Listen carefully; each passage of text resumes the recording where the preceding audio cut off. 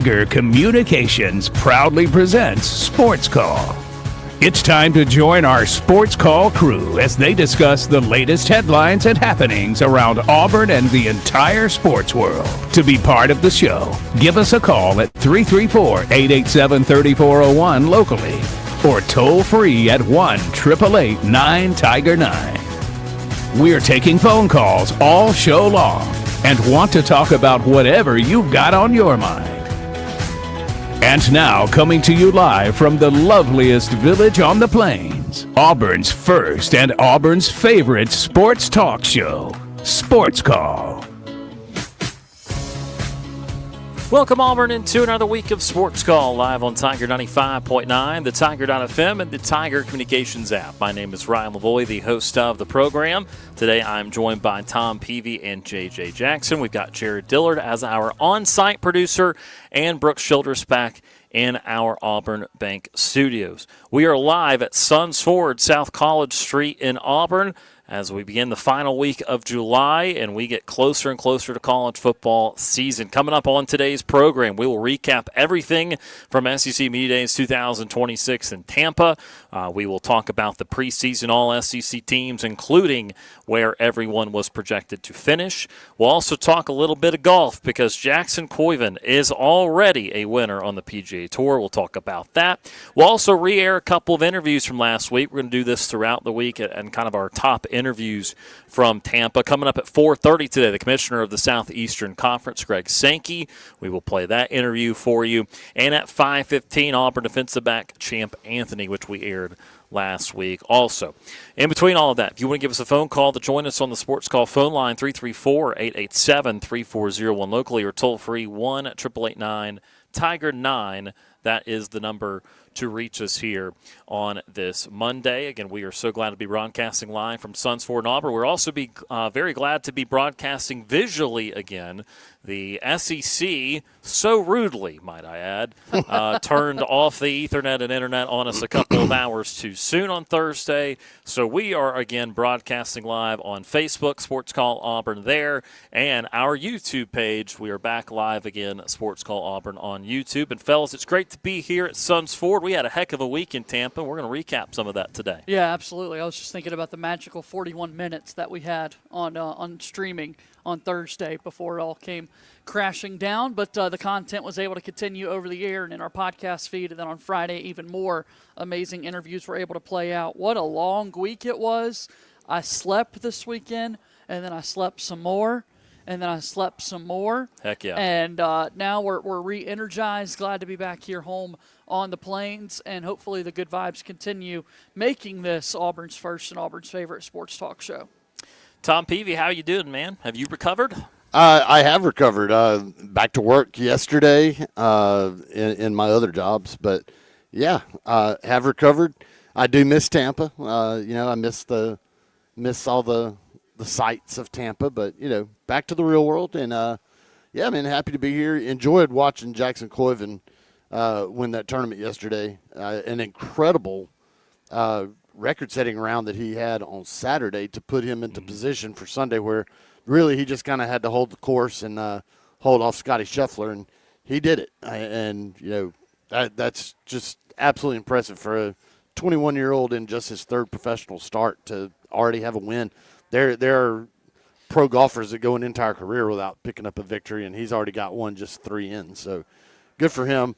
I am ready to recap a lot of the stuff from media days, though, kind of rehashing some stuff, some kind of hot takes when it comes to where they got teams ranked, especially Auburn, maybe a little lower than folks would think. But, yeah, man, a lot to get into, ready to talk about all of it.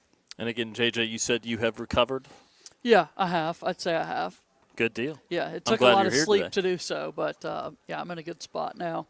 I'm glad y'all made the drive. Other than just this heat, man. I mean, goodness gracious. Y'all drove straight back from Tampa. We turned what would be a 6-hour drive into about 12 because we made a couple of stops. Stopped at Silver Springs in Ocala and did the whole glass bottom boats and made another quick little store stop to pick up some goodies and all. So, yeah, we turned a 6-hour trip into 12. Yeah. I was tired when I got home. Yeah. Look, I'll tell you this. We stop in Ocala, too, but it's called traffic. I'm just kidding. Yeah. No, Ocala. There was some of that. Ocala is the worst on that entire stretch. Gainesville can get a little clunky, but I don't know what's going on in Ocala. I don't know if that's a rising city in the state of Florida. I mean, obviously, it's still a good hour away from Tampa, so it's not a suburb. I don't know what's up with Ocala. 75 gets highly congested around there. I guess it's because it's near Florida's Turnpike, and you're getting the congestion of going to Orlando. I don't know, but I just know I've had about 40 tests of it, and that comes up as frustrating every time. Oh, yeah. But we're glad to be back here in Auburn again. We are live at Suns Ford today. We want you to stop by and say hello to us. And also come check out the large selection of F-150s here at Suns Ford. Special rates for all F-150s or for F-150s all the way up to 84 months. Some F-150s are up to $14,000 off. And they've got a very large selection currently of Super Duties priced up to $17,000 off. So today's the best day to come visit our fine friends here at Suns Ford, South College Street in Auburn. We're also going to be doing a giveaway a little bit later. For now, though, if you come by, I can't promise you it's going to last much longer, but we do have Waldo's Chicken here with us, and we've got a few cups, got a few more T-shirts. So come by, say hello to us here, Suns Ford, South College Street in Auburn. All right, let's get to some of the digestion, not of the Waldos, but of the SEC Media Days 2026 in Tampa, looking back at it. Of course, if you're just joining us Friday, we did not have a live show. We did have a news show. We had pre-recorded the intro, the outro. We had so many interviews backlogged that only one interview the entire show was a repeat, so certainly proud of that. We had 27 interviews in all this past week in Tampa.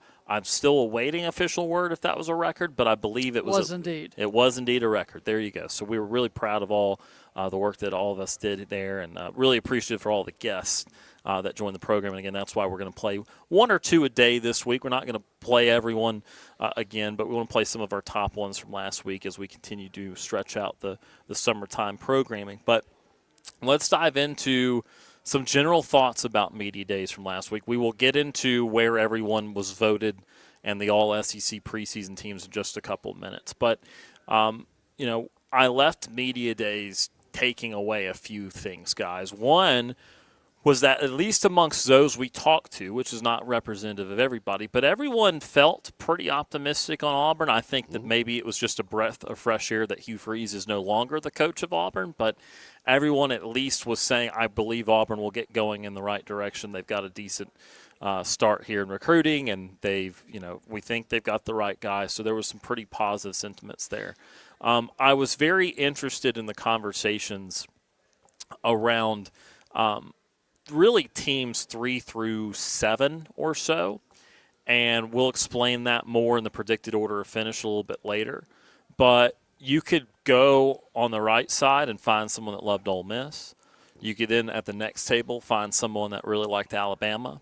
Then you could say, wow, look at this Marcel Reed guy. Don't forget about Mike Elko. Then the next table would say, man, I think the Lane Train's gonna not win it all this year, but they can get the playoffs year one. And then someone else would say, hey, don't forget about John Mateer in Oklahoma. And it, again, really kind of struck me that there are probably at least 7 teams going into this season thinking they are going to make the college football playoff. And I don't think there's any – I don't even think the Big Ten can say that they've got that. I think the Big Ten can say maybe 4 have the expectation they're going to make it. Everyone else would be like a pleasant surprise. But, man, about half this league thinks it's going to go to the playoff, and that's just not possible. It's not going to happen. Right. It just shows you the difficulty of maneuvering through this SEC schedule, and it doesn't matter who you are. I mean, you could be Georgia or Texas, which everybody kind of has at the top. Guess what? They've still got to maneuver through this schedule, and it's not going to be easy, even for the top of the league. It's not going to be easy for LSU. It's not going to be easy for Ole Miss. Nobody is going to have an easy run through this conference. And so that does open it up for the possibility of other teams like Oklahoma making the playoffs, Ole Miss getting into the playoffs. It opens up for a sneaky team to maybe get in there. There's people that are very high on Auburn. Let's hold our breath there, but there are people high on Auburn. It opens it up to where you do have so many teams that are competing for that. And like you said, not everybody can get there, but it makes it interesting. It's a very interesting dynamic of how good this league is. And unfortunately, it's going to mean that there's some really good teams that also don't make it. I feel that way too. I think the fact that this league is competitive year after year and all these teams trying to make their case to be in the college football playoff, that someone's got to be left out. Someone's going to end up, having too many losses from the structure of the league itself week after week after week. But what's exciting right now is every single one of the teams feels like they've got a chance to be there. Every single one of them has a 0-0 record. They're going to look at that bulletin board material now, given where their team was predicted to finish, and motivate them to keep this thing going. Yeah, well, and that's the thing is that you've got even the teams that aren't ranked at the high. Like I said, with Auburn, picked very low in media days to finish. I mean, picked 12. But even a team like a Mississippi State with Kamario Taylor, I mean, there's folks at Mississippi State that watch him play, and all of us sitting here go, but they don't have the other stuff around him. But Mississippi State folks are looking at that going, why not us? We got what we think is one of the best quarterbacks in the conference. Why not us? Auburn's sitting there looking at all these guys from South Florida, and they're going, why not us? I'm sure Arkansas is sitting going, why not us, even though everybody would laugh at them. So, that's just it. Everybody right now, it's 0-0. Everybody has a chance. And, I mean, really we don't know. And it happens every year that there's one team that comes along and sneaks up and really surprises everybody. Nobody in their wildest imagination thought Indiana was going to do what they did last year. So true. I'm not saying that's going to happen in the SEC, but you never know. Right. I mean, it happened. There's always that dangling possibility of hope. We saw it. And so, well, I mean, because look, I mean, Lane Kiffin, really good coach, right? But did you genuinely believe Ole Miss would go to a college football playoff semifinal? No. That's still, they beat Georgia. They got over that hump in the quarterfinal to do that. I mean, so there's still things. There's always going to be some things that are outside of what we believe is going to happen. JJ, you brought up, the scheduling dynamic with more teams going to take losses and that sort of thing. And, I think that was a big talking point throughout media days last week. And, Commissioner Sankey mentioned it in his open, and he mentioned it in our interview that we conducted with him, which, again, will air later again in the 4 o'clock hour today. But, the SEC – and, again, you can take this and be on their side of it or not, but they're very concerned about this ninth conference game and how it's going to portend to the college football playoff. They already, which I would disagree with because I'm going to go through Texas here in just a moment, they already believed they were not getting proper due and proper assessment in the first couple renditions of the college football playoff, 12-team, that is. So now they're adding another data point in which a few more competitive teams are going to get another loss. And they're very uneasy and definitely lacking confidence that they're going to be treated the way they feel they should be treated. Now, look, here's what I continue to push back on. Because I do not push back on the depth of the league. I think the depth's great. Obviously, everyone has seen that the top of the league advantage Big Ten the last few seasons. But the teams we keep using, like the SEC keeps using to say, those teams should have been in this playoff. They were not given proper weight. I substantially disagree with those assessments. We went through the teams in the prior year that had just missed at like 9-3, and we could show you damning losses like Alabama's losses to 2 6-6 teams that year. And last year, the example that people are using was Texas because they were the preseason number 1, and they went 9-3, and people point at Ohio State and say, if you had not played that Ohio State game, take the state off and play Ohio at 10-2, you're going to be in the playoff. But here's my thing. I can't necessarily disagree with that because I think the perception would make that true. But let me fight off against the narrative that Texas was, again, a deserving team based on what happened. If they had lost 3 really close games to really good teams, I would look at this differently. And they did lose to true great teams. Again, I mentioned Ohio State, and they lost to Georgia. They lost 35-10 to Georgia, okay? And that's towards the end of the season when they were playing better. So that's point number 1. Okay, this was not a close game. Georgia was clearly substantially better than you. Point number 2 is that third loss on the schedule, what was actually their second loss at the time, but again, the third of quality, was to Florida. Florida was not good. No. Florida fired their coach. Florida was not any good, and they lost. Okay, well, how did you look in your wins? They needed overtime to beat Kentucky and Mississippi State.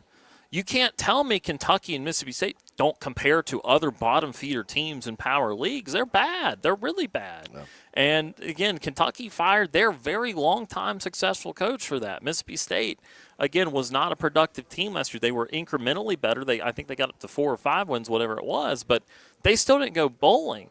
So my point is that, okay, you had a loss to a bad team. You had really weak wins in that you played the weakest teams in the SEC and barely beat them. And then you also got creamed in one of the games towards the end of the season against a great opponent. That's not a defensible record, in my opinion. Not a good resume. Now, again, they had a couple great wins. Like, in the year of our Lord 2025, Vanderbilt was a great win. They won by 3 in that game. That was a top 10 team at the time. And then they beat A&M at the end of the season. So, again, they clearly got better. But then in the midst of that, why are you losing by 25 to Georgia? You can't lose by 10 or 13. So that's my point, is that, Texas, if they just don't look at it as if they don't play Ohio State. Look at it as if they beat Florida.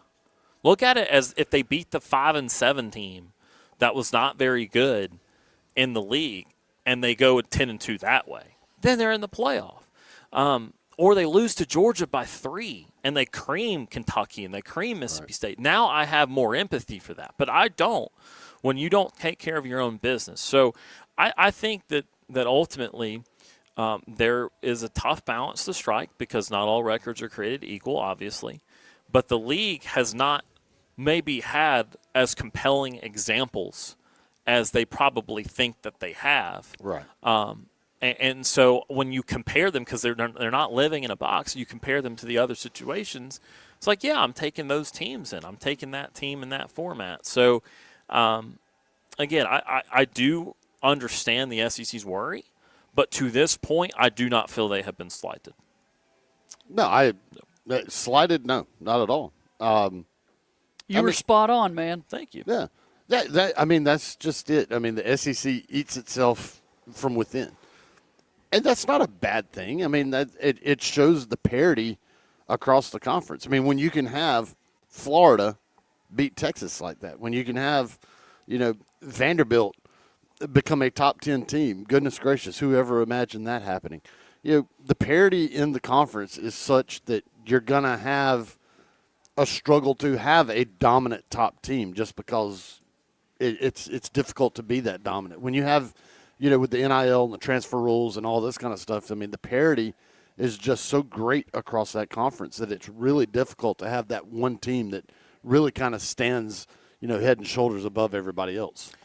All right, let's take our first time out of the program this afternoon. We are broadcasting live from Suns Ford, South College Street in Auburn. Much more for you ahead on this Monday edition of Sports Call Live on Tiger 95.9.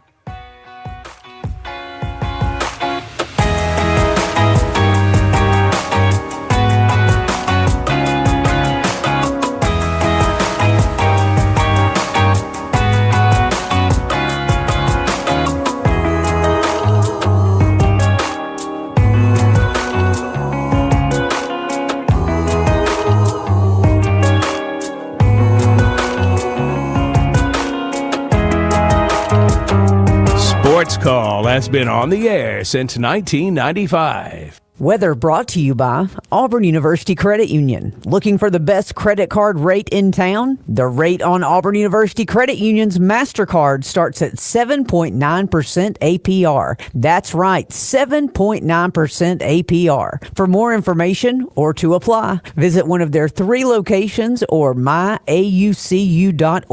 Annual percentage rate. Auburn University Credit Union is an equal opportunity lender. As we start another work week, we see temperatures going up and up and up. up. Highs today will be into the mid-90s. We'll see mostly sunny skies and a very minimal threat of rain, only about 10 to 15% of the area seeing an isolated storm. Lows will be in just the mid-70s overnight. And on Tuesday, turn up the heat another notch, mid to upper 90s across the area. Some places, again, up into the upper 90s. And we will see pretty much dry day, less than 10% chance overall of seeing any rain, with lows dropping into the mid to upper 70s. I'm Ryan Lavoie for your Tiger Communications weather update. From the very beginning in 1907, Auburn Bank's mission has been to promote our community, see businesses flourish, and improve the livelihoods of local citizens. We have operated a simple and straightforward business model built on a foundation of sound business decisions and a caring response. Our local team stands ready to discuss your financial needs and goals. Auburn Bank, champions of you. Member FDIC. Online at auburnbank.com. Check out Auburn University Credit Union's 7-month CD special. Get 4.15% APR back on a regular or IRA share certificate, or 4.25% back on a 7-month jumbo and IRA share certificate. Visit myaucu.org or one of our local branches to learn more. Annual percentage rate, $2,500 minimum deposit for regular share certificates, $500 minimum deposit for IRA share certificates. Jumbo rate applies to $100,000 plus deposits. Terms and conditions apply. Rates subject to change. Visit myaucu.org/rates for current information. It's heating up at Sons Ford in Auburn with the hottest sale of the year. Now's the time to save big on a huge selection of new Ford trucks, SUVs, and cars. Whether you're looking for a rugged F-150, a family-friendly Explorer, or a fuel-efficient Escape, you'll find incredible deals waiting for you. Don't let these summer savings pass you by. Visit Sons Ford in Auburn today or shop online at sonsford.com and pick the Ford you've been wanting at a price you'll love. Sons Ford in Auburn, where the hottest deals of the year are happening now. When the game is on the line, heroes rise, and off the field, real heroes deserve their moment too. Game Day for Heroes is all about giving back, providing unforgettable game day experiences to the brave men and women who've served our great nation. It's more than just tickets. It's about saving lives, restoring families, building tomorrow, and honoring our heroes. You can help make a difference. For more information or to donate tickets, visit GameDayForHeroes.org. Game Day for Heroes, because those who serve deserve a game day they'll never forget. Get ready for RibFest 2026 at Texas Roadhouse in Opelika. Starting June 24th and running through July 28th, we're celebrating our legendary fall-off-the-bone ribs and 250 years of American pride with fun events all summer long. Join us on June 29th for Kids Night and our coloring contest kickoff, where kids can win Texas Roadhouse prizes. Then, mark your calendar for July 13th and watch local competitors battle for the title of Rib-Eating Champion. Plus, enter to win a grill and Texas Roadhouse gift basket every time you visit during RibFest. And don't forget, order our rib and pork family packs for your 4th of July celebration. Texas Roadhouse, Opelika, where summer tastes better with ribs. Looking for a new fitness home? Look no further than Tiger Iron Gym in Auburn. Our fitness area spans over 20,000 square feet, providing ample space for all your workout needs. Featuring an AstroTurf training area, an extensive range of cardio equipment that will get your heart pumping, and we are one of the largest 24-hour free weight gyms in America. Worried about parking? Don't. We have you covered with tons of parking spaces so you can focus on your workout. And we are open 24 hours a day, 7 days a week, 365 days a year to fit your busy schedule. Plus, we're locally owned and operated, not some big corporate gym. And you can experience all of this for just $29.99 a month with no contract. Join us today and take charge of your fitness goals. Tiger Iron Gym, South College Street in Auburn. Auburn basketball coach Bruce Pearl has a challenge for you. Be an MVP to a child in need by opening your heart, opening your home, and becoming a foster or adoptive parent in Alabama. I know so many folks that are. They tell me it's one of the greatest things they've ever done. To learn more about becoming a foster or adoptive parent, visit dhr.alabama.gov. That's dhr.alabama.gov. Sponsored by the Alabama Department of Human Resources, the Alabama Broadcasters Association, and this station. I'm Trevon Reed, former Auburn Tiger football player, national champion. You're listening to Sports Call on Tiger 95.9.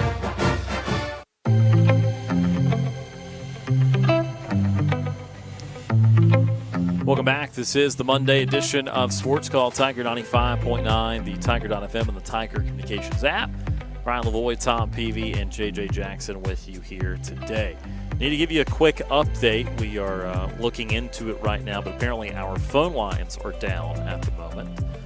No idea if it had anything to do with the storms this morning or completely unrelated, but we're trying to work on that. We will let you know when and if they are able to get back up during today's show. So we do apologize for that inconvenience. Obviously, the part of our name has the word call in it, so we do typically want to hear from you. But, again, our phone lines are down at the moment. We will update you when hopefully we can get them working again. Again, we are out on location today. Sons Ford, South College Street in Auburn is the place to be. If you're in the market for a new truck today, a large selection of F-150s here at Sons Ford with special rates on F-150s all the way up to 84 months. Now is the time.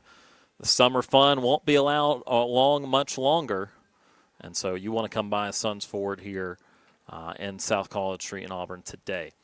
All right, as we continue on with today's program, let's get to the Waldo's Chicken and Beer birthdays in sports.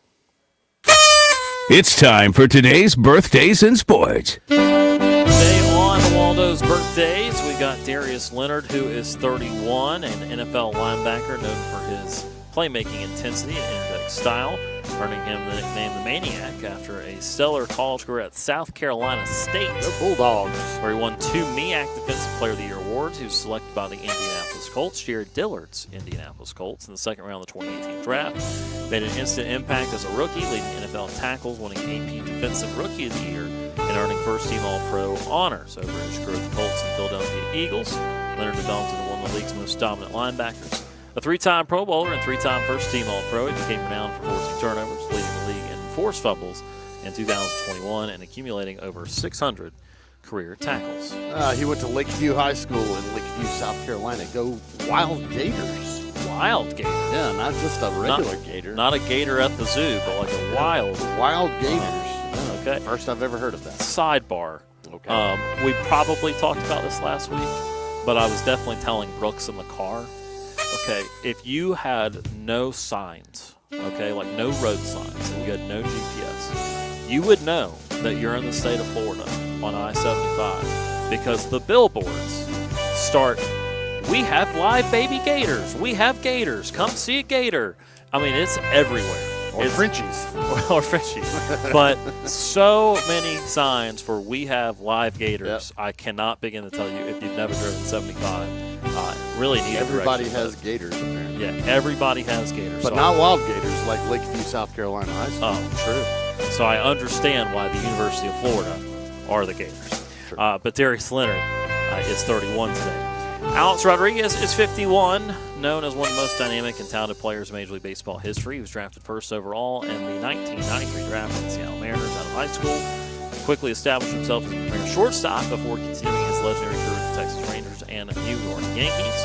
22-season career, including 3,115 hits, 696 home runs, and 2,086 RBIs.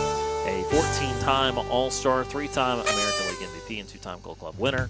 A-Rod anchored the Yankees lineup during their 2009 World Championship run. Renowned for his rare combination of power, speed, and defensive skill, he remains one of the most impactful hitters to ever play the game. Freshman year, he went to Christopher Columbus High School in Miami Go Explorers, and after that he transferred to Westminster Christian in Palmetto Bay, Florida. The Warriors. Alex Rodriguez, 51 today. Max Scherzer is 42, regarded as one of the more dominant competitive pitchers of this generation. Drafted 11th overall by the Arizona Diamondbacks in the 2006 draft. Mad Max built a legendary career featuring time for the Detroit Tigers, Washington Nationals, LA Dodgers, New York Mets, and Texas Rangers. A future Hall of Famer, Scherzer is an 8-time All-Star and rare 3-time Cy Young Award winner, securing honors in both the American and National Leagues. Known for his intense mound presence and striking fear into the opposing hitter, he has eclipsed over 3,000 career strikeouts and thrown 2 no-hitters. A proven postseason performer, he anchored pitching rotations to capture 2 World Series championships, first with the Nationals in 2019 and again with the Rangers in 2023. He's a Mizzou Tiger.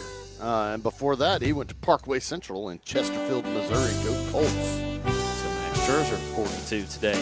And Jordan Spieth is 33. He, of course, turned professional on the PGA Tour in 2012 after a standout career at Texas. Hook 'em. In 2015, at just 21 years of age, he captured back-to-back major titles at the Masters and U.S. Open, ultimately reaching number 1 in the official world golf ranking. He team completed the third leg of the Career Grand Slam by winning the 2017 Open Championship. He has 13 PGA Tour victories, 3 major championships, and multiple Ryder Cup appearances, and remains a fan favorite in the world of golf. Yeah, he went to Jesuit College Preparatory School in Dallas, Texas. Go Rangers. Jordan Spieth, or my personal nickname, just to be funny, Jordan Spieth Impediment, is 33 today. And those are the Waldo's Chicken and Beer birthdays in sports. Jordan Spieth is 33, Max Scherzer is 42, Alex Rodriguez is 51, Darius Leonard is 31. And as Brooks would always say, if you have a birthday today, happy birthday to you. That's just a great list altogether. It is. That's a good quartet of birthdays that we're celebrating today. Multiple different sports involved. Sometimes we'll go all football, but we actually got 2 baseball in there. A Colts player, Uh-huh. a Yankee, Yep. a great pitcher, Yeah. a wonderful golfer. Yeah. A wild gator. I mean, just doesn't get much better than that. And all presented by our friends at Waldo's Chicken and Beer, which, again, we said we had here today at the show. That is only partially true now. All the chicken has been consumed. There are still potato wedges and cheese biscuits, so if you want to stop by and get some of that. We also got some great giveaways. And we'll go ahead and throw it out there that the first person to stop by and say hello to us, the first person today is going to get a Potting Shed gift card of $25. So stop by and say hello to us. Yes, it's always time for, it doesn't even matter what time of year it is. There's always something to do out in the garden, something to do outside. So come get you a Potting Shed gift card. The first person to say hello to us here at Suns Ford gets a Potting Shed gift card. Well, I was going to say, just because we don't have chicken here on location doesn't mean that you can't go to Waldo's and go get you some chicken. I just can't get you free chicken today. can't get you free today. But, go see the fine folks over there at Waldo's. They do great business and great food over there. So, absolutely. Yeah, go see them. And as Brooks has mentioned recently, again, we're going to be very excited to be back there for our high school coaches show once again. And that is just a few short weeks away in the middle of August. So you'll make sure to stop by. Isn't that crazy? Yeah. And, the little kiddos are going to go back to school here soon. Yeah. And, the calendar's going to turn to August on Saturday. It will. Man.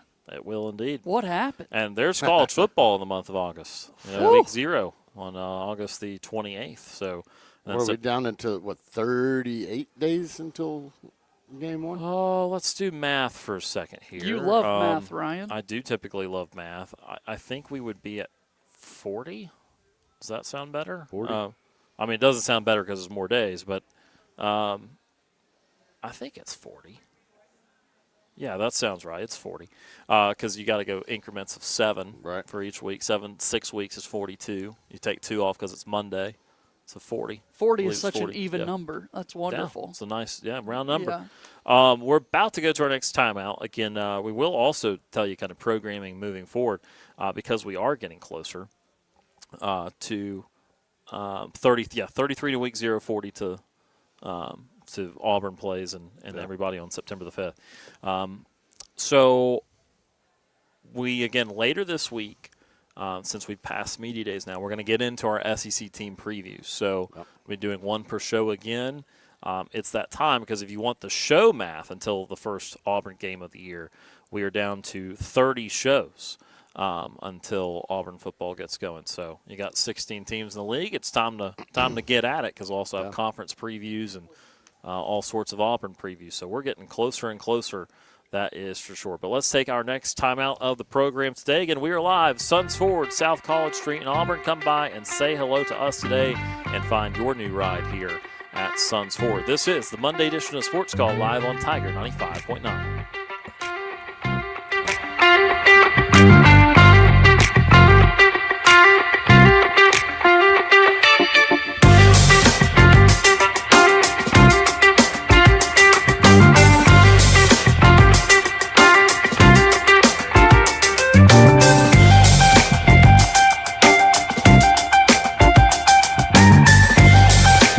May we have your attention, please? Ladies and gentlemen, can I please have your attention? We're Auburn's first and Auburn's favorite sports talk show. Hi, my name is... What? My name is...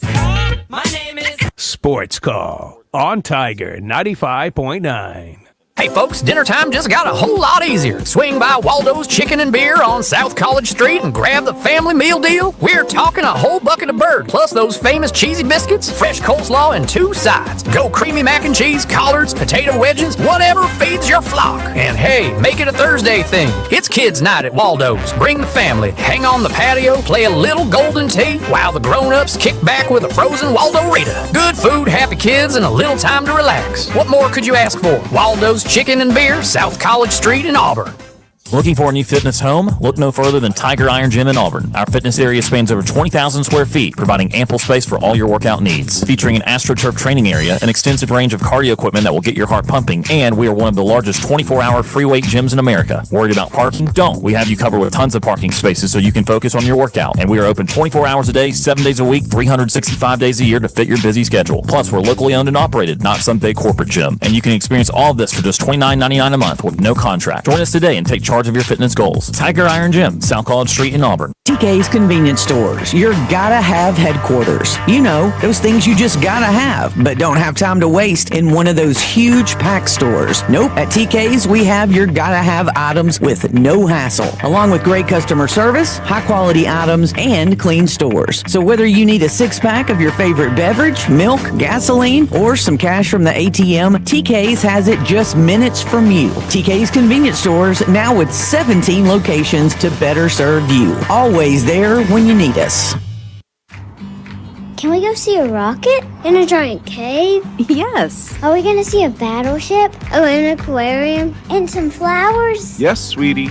The Alabama All-in-One Ticket makes it easy to say yes to all of Alabama's best sights and attractions. Plus, you'll save time and money deciding what's next. Buy your ticket at alabama.travel. The Alabama All-in-One Ticket. One ticket, all the yes in Sweet Home, Alabama. Sponsored by the Alabama Tourism Department, the ABA, and the station. I'm Deshaun Davis, former Auburn Tigers football player and all-SEC linebacker. You're listening to Sports Call on Tiger 95.9.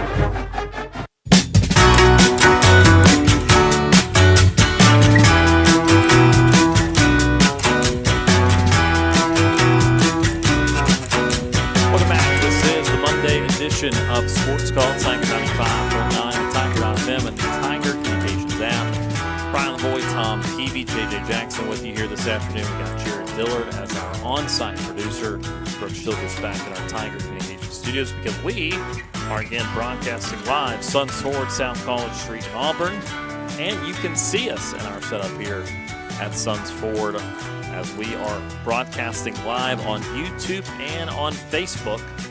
We had a lot of fun doing that last week, so we were back at it here on this Monday as we are live from Suns Ford here in Auburn.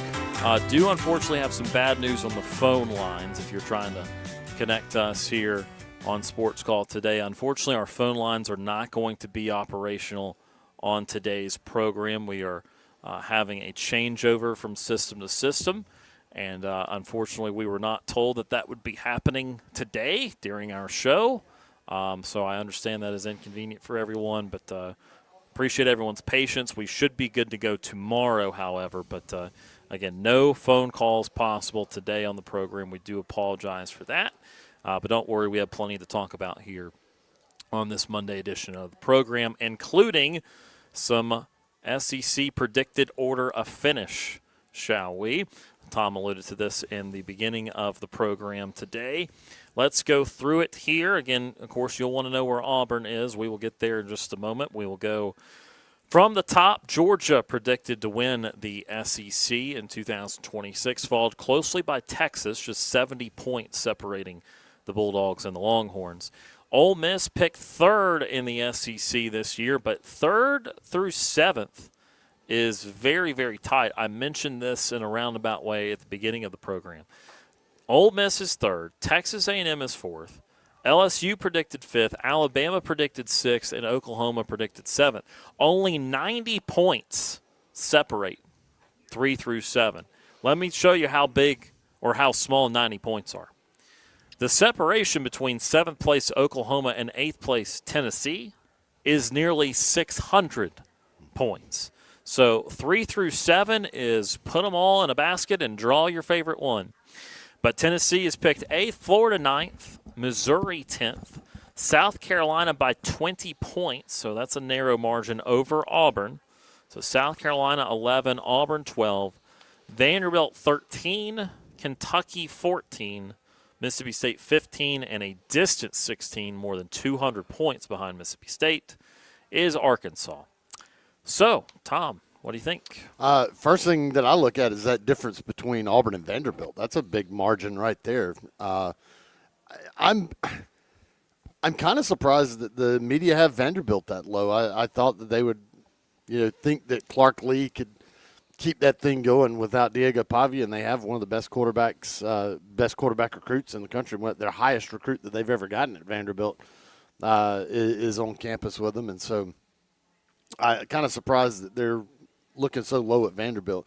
Going to the top, nothing surprises me between the 1 and 2. I think that's a flip a coin when it comes to media, and so Georgia got enough nods there. Yeah, it does get a little more interesting once you get below Georgia and Texas, because I think that 3 spot really could go to any of these teams that are on here. I mean, Alabama at 6 could just as easily be 3 when all is said and done. So, I personally think that Auburn is way too low on this. At 12, I think that same. That just, I don't know.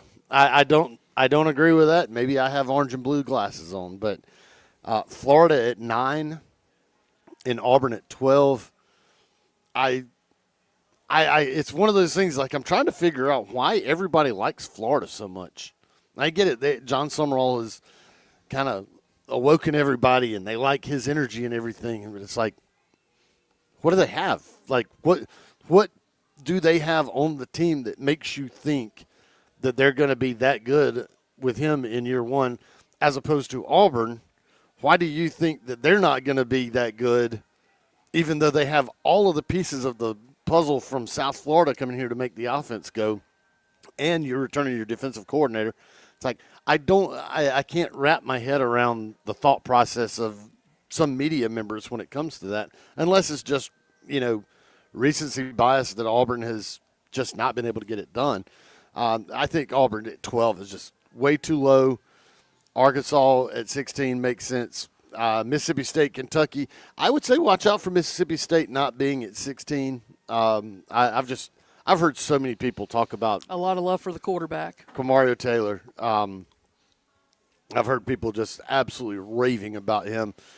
Yeah, they don't have a lot around him, but a dynamic quarterback can make some things happen even with less than stellar talent. So I would not be surprised if Mississippi State's a little bit better than that. But that's my biggest takeaway. Is kind of what you said. That middle of the pack could really go anywhere, and I think Auburn is just vastly, vastly too low on this ranking. Where did you have Auburn?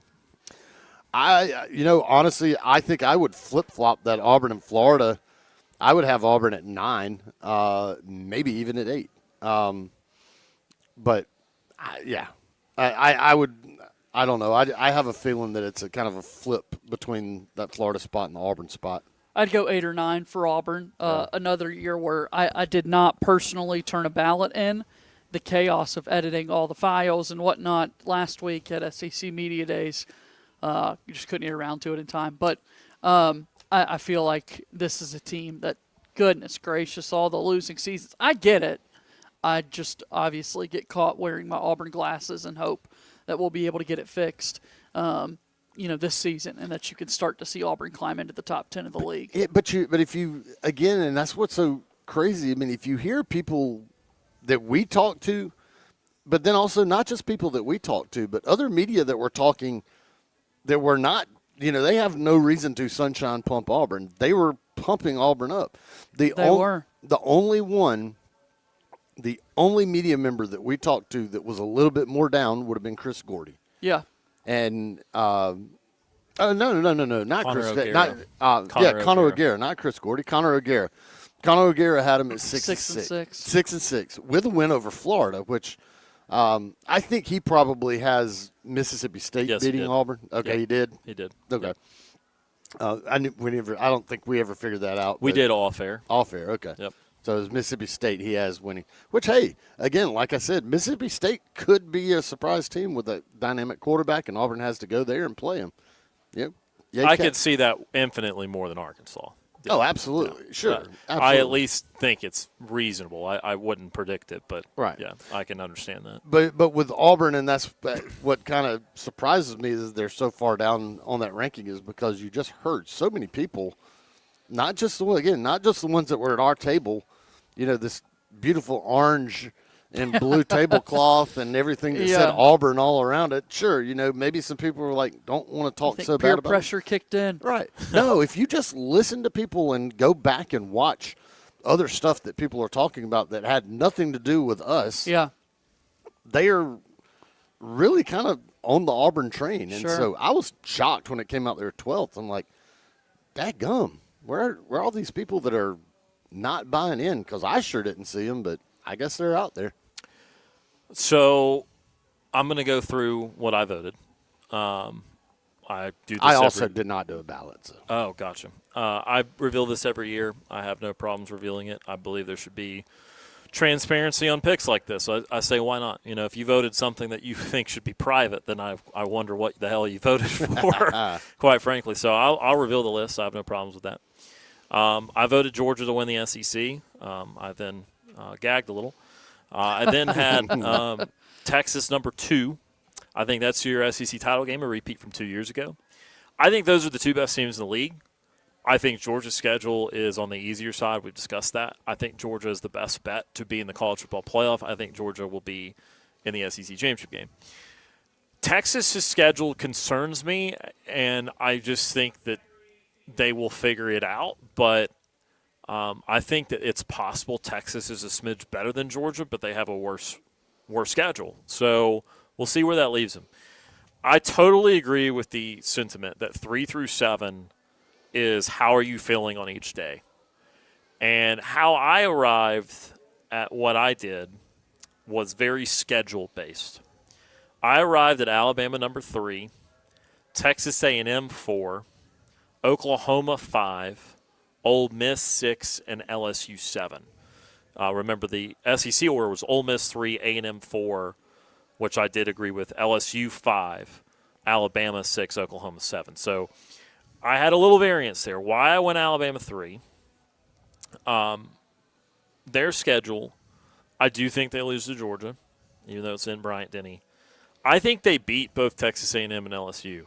I think that if they lose a second game, they get surprised the week after the Georgia game and then lose in Rocky Top again because they have lost there a couple times recently. I don't think Tennessee is as good as Alabama this year, but I think that coming off the Georgia game, oh, man, we finally lost to Georgia. That kind of stinks. Wait a minute. We have to play a 100,000-seat stadium on the road. I think that they could lose 2 in a row there. But I don't love Lane Kiffin against Alabama. He finally – look, he didn't finally do anything. They lost to Georgia again when he was coaching them last year. They had beaten them the year prior, obviously. But then they beat him, but it was in the playoff without him. So I don't like Lane Kiffin against Georgia and Alabama teams, and I still don't like him against Alabama. So even though that's in Baton Rouge, I think they come up short there. And then Bama and A&M's kind of a pick 'em for me, but I lean Bama 10-2, 7-2 in the league. That's where I'm at with them. I think they get tiebreakers over A&M and LSU because of that. Oklahoma versus Ole Miss was interesting. Again, Ole Miss's schedule is just brutal, and I think that the emotions of the LSU game, both for and against them, even if they win the game, the amount of setback they could have the following week. I mean, it's just their schedules are very difficult. And LSU, I don't buy as much year one. I think they had work to do too. I'm just not very bullish on a year one boom from any of the newcomers. So I think they are losing a bunch of those 50-50 games, and I have them 7. I have Missouri 8th. I have Tennessee 9, and I have Auburn 10. I know the guys are saying 8 and 9 beside me. I had Auburn 10. I had Florida 11, South Carolina 12, Vandy 13, Mississippi State 14, Kentucky 15, Arkansas 16. So pretty similar at the bottom there. The reason I have Missouri and Tennessee over Auburn, I think Tennessee beats Auburn and Neyland. They get a tiebreaker there. And I think Missouri, their schedule, they're getting slept on a little bit. I think they're going to run the heck out of the football. I think they're going to be pretty good offensively again. They get Mississippi State, they get Arkansas, they get Kentucky. I think they win those 3 games. And then they do get to host Florida, which I think is very possibly a 4th there. And I'm kind of leaning towards they win that. So I think you're kind of in a messy situation at that 8-9 spot, but I think they're winning at least 4 conference games. And it would not shock me if someone like Ole Miss takes them lightly in the midst of everything Ole Miss has going on. So there's the ballot I had. Again, I think 3 through 7 is a blanket. I think that 8, 9, 10, maybe 8 through 12 is the next tier. I do think Auburn beats Florida, which is why I have Auburn over Florida. And, I mean, I still think you're bowl eligible all the way through at least 12, probably 13. I think there's at least 13 bowl eligible teams. So I wrote down what my ballot would have been had I filled out a ballot. Okay. So I can go through that one. I also have Georgia at 1. I think they're head and shoulders more talented. Not as talented at quarterback as other teams, but a very serviceable and good quarterback. They just got so much talent elsewhere, and their defense is, everything I've heard, their defense is supposed to be an absolute beast this year. Texas at 2. I think that's kind of the general consensus is that Georgia and Texas 1 and 2. And like I said before, it's kind of like you could flip a coin on which one that would be. I have LSU at 3. I do think that that Lane Kiffin's going to take them kind of in a big step forward because just that the brain power, and I hate to say that about Lane Kiffin, but just the dynamics of how he is able to call offenses and what they're able to do with that. I think they're going to be able to do that. I go A&M at 4, Bama 5. I got Ole Miss at 6, dropping down. Oklahoma 7. I got Auburn at 8. I think that's a better spot for them. Tennessee and Florida 9 and 10. Flip-flop them. Sure. And then the bottom, Vandy, Mizzou 11 and 12. I got South Carolina 13. Mississippi State I got up at 14. Then Kentucky and Arkansas 15 and 16. Gotcha. We got the same bottom 3 there. Yeah. So little more quiet on Missouri. Obviously got Auburn a couple spots higher. Yeah, again, I don't have any problems. We're basically out of time here. We can discuss a little bit more in hour number 2. I don't have any problems with what people do 3 through 7 as long as Tennessee or Florida are not in there. Right. And even if you wanted to be bullish on somebody enough to put Texas out due to schedule and say Texas is like 3rd or 4th because they're going to lose an extra game, I can subscribe to that too. It's really, really tight right there. We need to go to our end of the hour timeout. We'll talk a little bit more about this. We'll also talk about the preseason All-SEC teams, which Auburn Tigers made it, which just missed the cut. That will be coming up in hour number 2. We'll play the interview from Commissioner Greg Sankey at 4:30 and much more. You're listening to the Monday edition of Sports Call, live from Suns Ford, South College Street in Auburn on Tiger 95.9.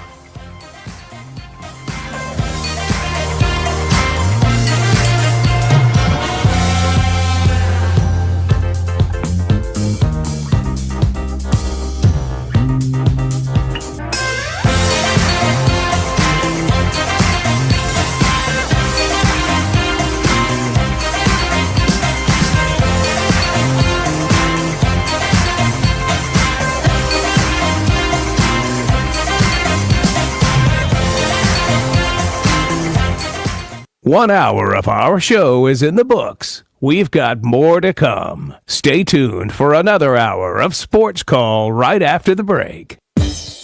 Looking for your next great find? Go exploring at Mission Thrift. Every day brings something new, from books and name brand clothing to furniture, home decor, and so much more. You never know what treasures you'll uncover. And the best part, every purchase supports a great cause. Find us at 2052 East University Drive in Auburn, right behind Zaxby's. Lifesavers Mission Thrift. Discover more, spend less. The summer heat is here, and the best way to make sure you stay cool all season long is to give May Refrigeration a call. When your AC goes out or needs maintenance, May Refrigeration's technicians are trained and equipped to handle anything that comes their way. And don't forget, it's never a bad time to get your heating system checked, especially when you aren't using it. Give May Refrigeration a call today at 745-COLD. That's 745-COLD. So for quality customer service that you can count on every time, May Refrigeration, proudly serving the Auburn and Opelika area. Did you hear? Allstate car insurance now costs even less. So when you bundle with home, you can save even more. Check Allstate first to bundle and save with a new lower auto rate. You're in good hands with Allstate. Not available in every state. Only applicable for new auto insurance business. Rates will vary by several factors, including how you purchase the policy. Potential savings may vary. Allstate North American Insurance Company and Affiliates, Northbrook, Illinois. Hey, John, why so glum? I just got let go. The company's downsizing. This is the third time in the last 2 years. I'm done with this. Have you thought about My Computer Career? I've heard they can train you for a career in IT in just a few months, including cybersecurity and the basics of AI. And you don't need prior training or experience. Now that's a recession-resistant career. Wow, thanks. I'll check them out. Go to mycomputercareer.edu and take the free career evaluation. Mycomputercareer.edu, an Elite CompTIA certification partner. Financial aid is available to those who qualify, including VA benefit. Feeling thirsty? Twisted Tea Hard Iced Tea is made with thirst-quenching real brewed tea and 5% alcohol. Fun to drink poolside, at the lake, or even play in the back nine. Look for the bright yellow Twisted Tea cans. Keep it twisted. Twisted Tea Brewing Company, Cincinnati, Ohio. Please drink responsibly. Don't risk losing the news, sports, and weather that AM radio delivers. When SAL and internet service fail, AM is your lifeline. With time running out, your voice matters. Text AM to 39179 and tell Congress vote yes on the AM Radio for Every Vehicle Act to keep AM radio in cars. Message and data rates may apply. You may receive up to 4 messages a month, and you may text STOP to stop. This message furnished by the National Association of Broadcasters. Frederick Dean Funeral Home and Crematory is here for you when you need us. With locations in Lee, Chambers, and Tallapoosa counties, serving the people of East Alabama and West Georgia since 1900. A family-owned and operated business, skip the hassle of the big corporate mortuaries. Our kind, compassionate team members are standing by to assist your family in the hardest of times. An on-site crematory, private cemetery, and a choice of facilities makes Frederick Dean unique. Visit us at frederickdean.com. Get ready, Auburn. It's the Action Jackson and Team No Chill Off-Road Birthday Bash at Boggin on the Plains, July 31st through August 2nd. 3 days of mud, music, off-roading, and non-stop chaos as off-road fans from all over come together for one epic weekend.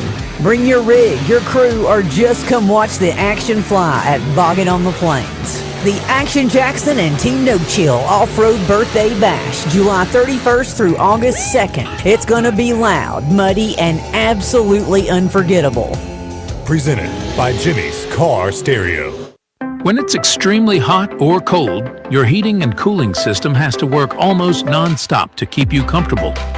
To give your system a work break and save money, raise your thermostat to 78 degrees in the summer and lower it to 65 degrees in the winter. Your wallet and your system will thank you. Brought to you by Tallapoosa River Electric Cooperative.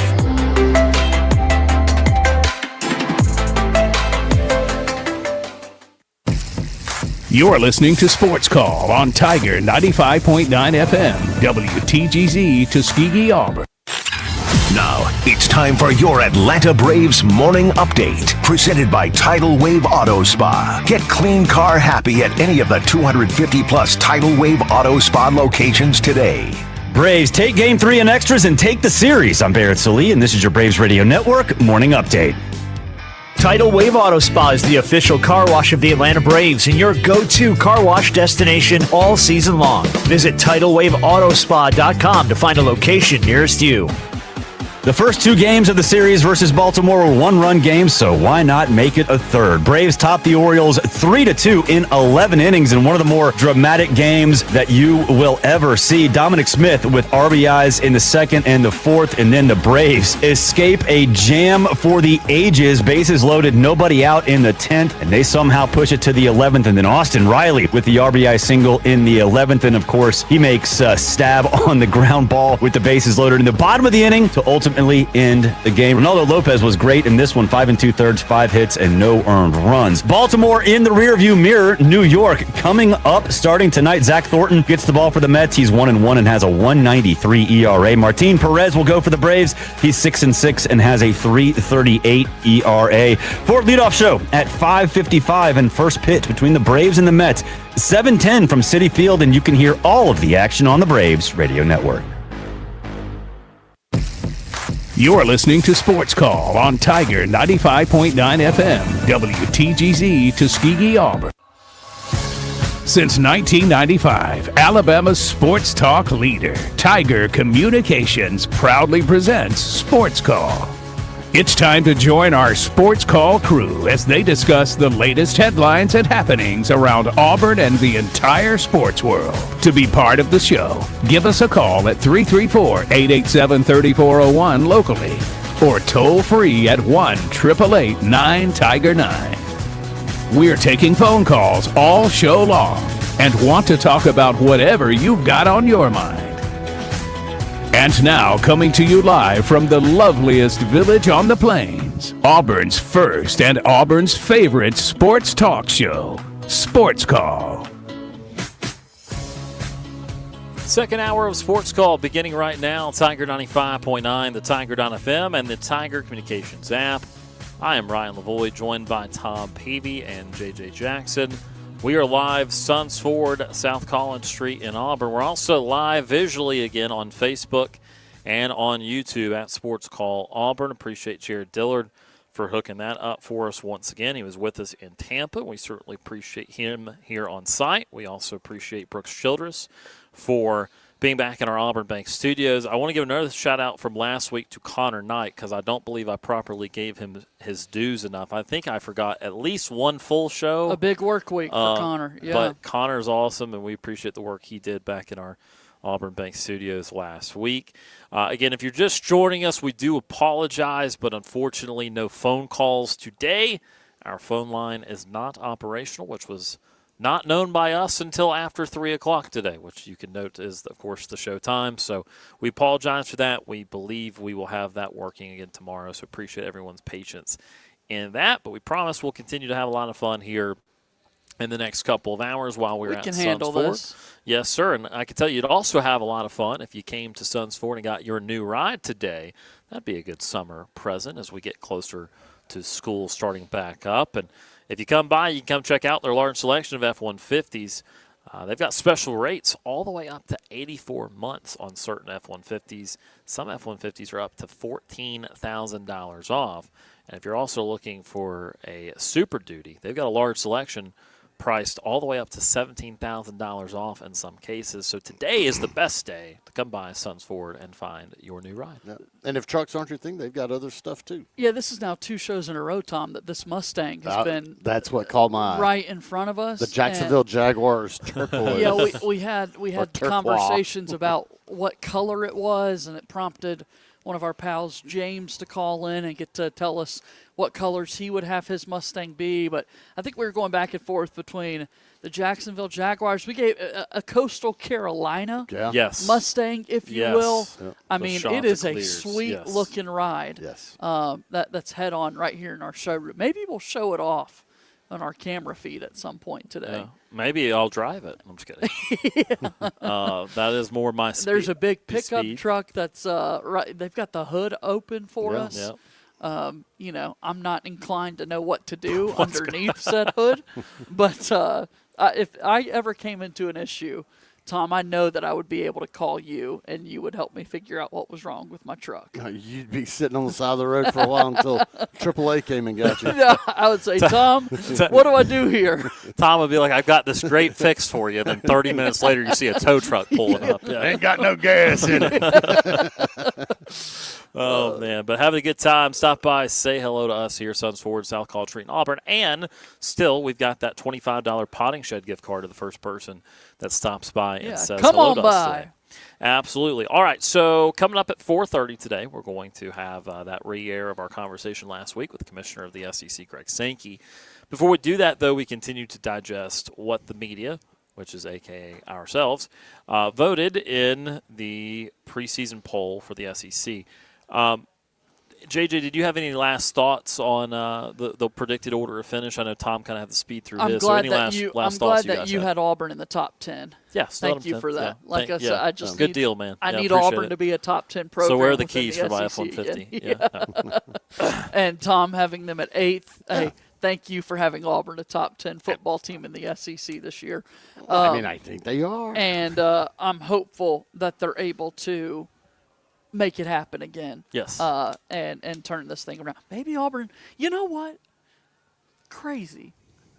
Let's just go win the SEC this year. I think men's golf can reload. Let's just go win at the SEC this year. I mean, I know it's going to be really, really difficult. Got a new hitting coach with the baseball team. Yeah. You know? Yeah. Maybe. Dude, baseball. Absolutely. The pitching coming back, too? Yeah. You kidding me? Yeah. Anyway, Auburn not be winning in football this year, but we do want to obtain that again sometime in the future.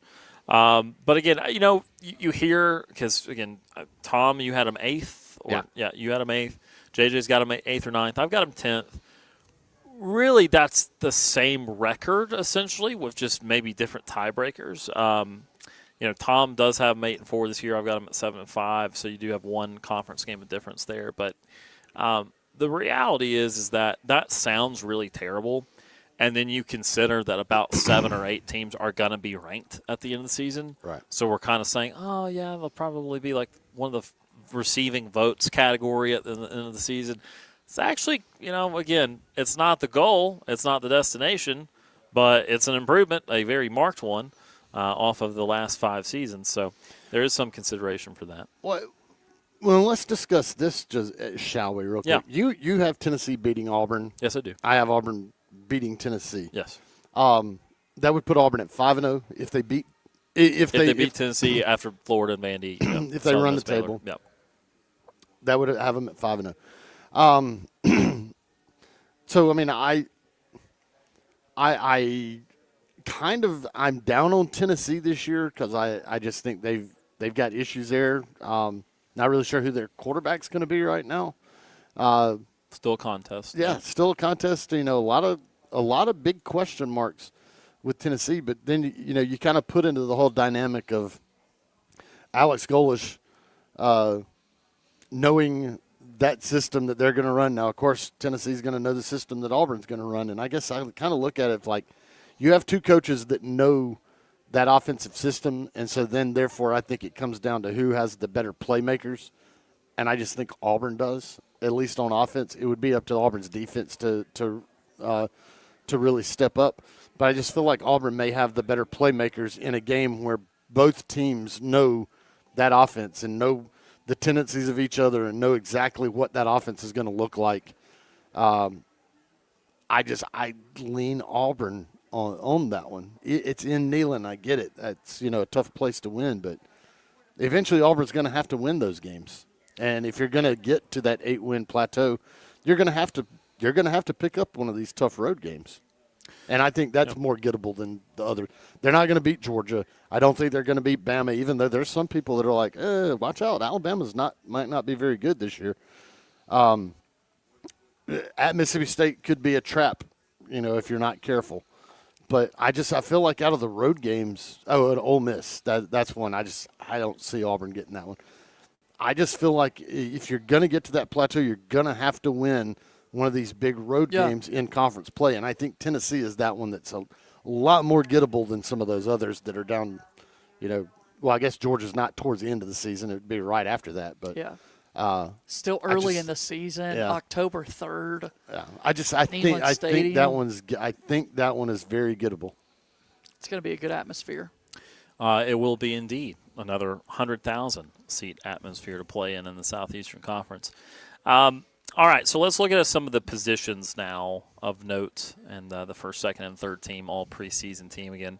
I'm just going to go through a few here with the time that we have. Obviously, everyone always wants to know who the quarterbacks are. Trinidad Chambliss voted first team. Arch Manning second team. Gunnar Stockton third team. I admittedly was a little surprised by that one. I did vote Trinidad Chambliss first team and Arch Manning second team. I voted John Mateer third team. Okay. I actually did not consider Gunnar as much. I was between Marcel Reed and John Mateer for third team, quite frankly.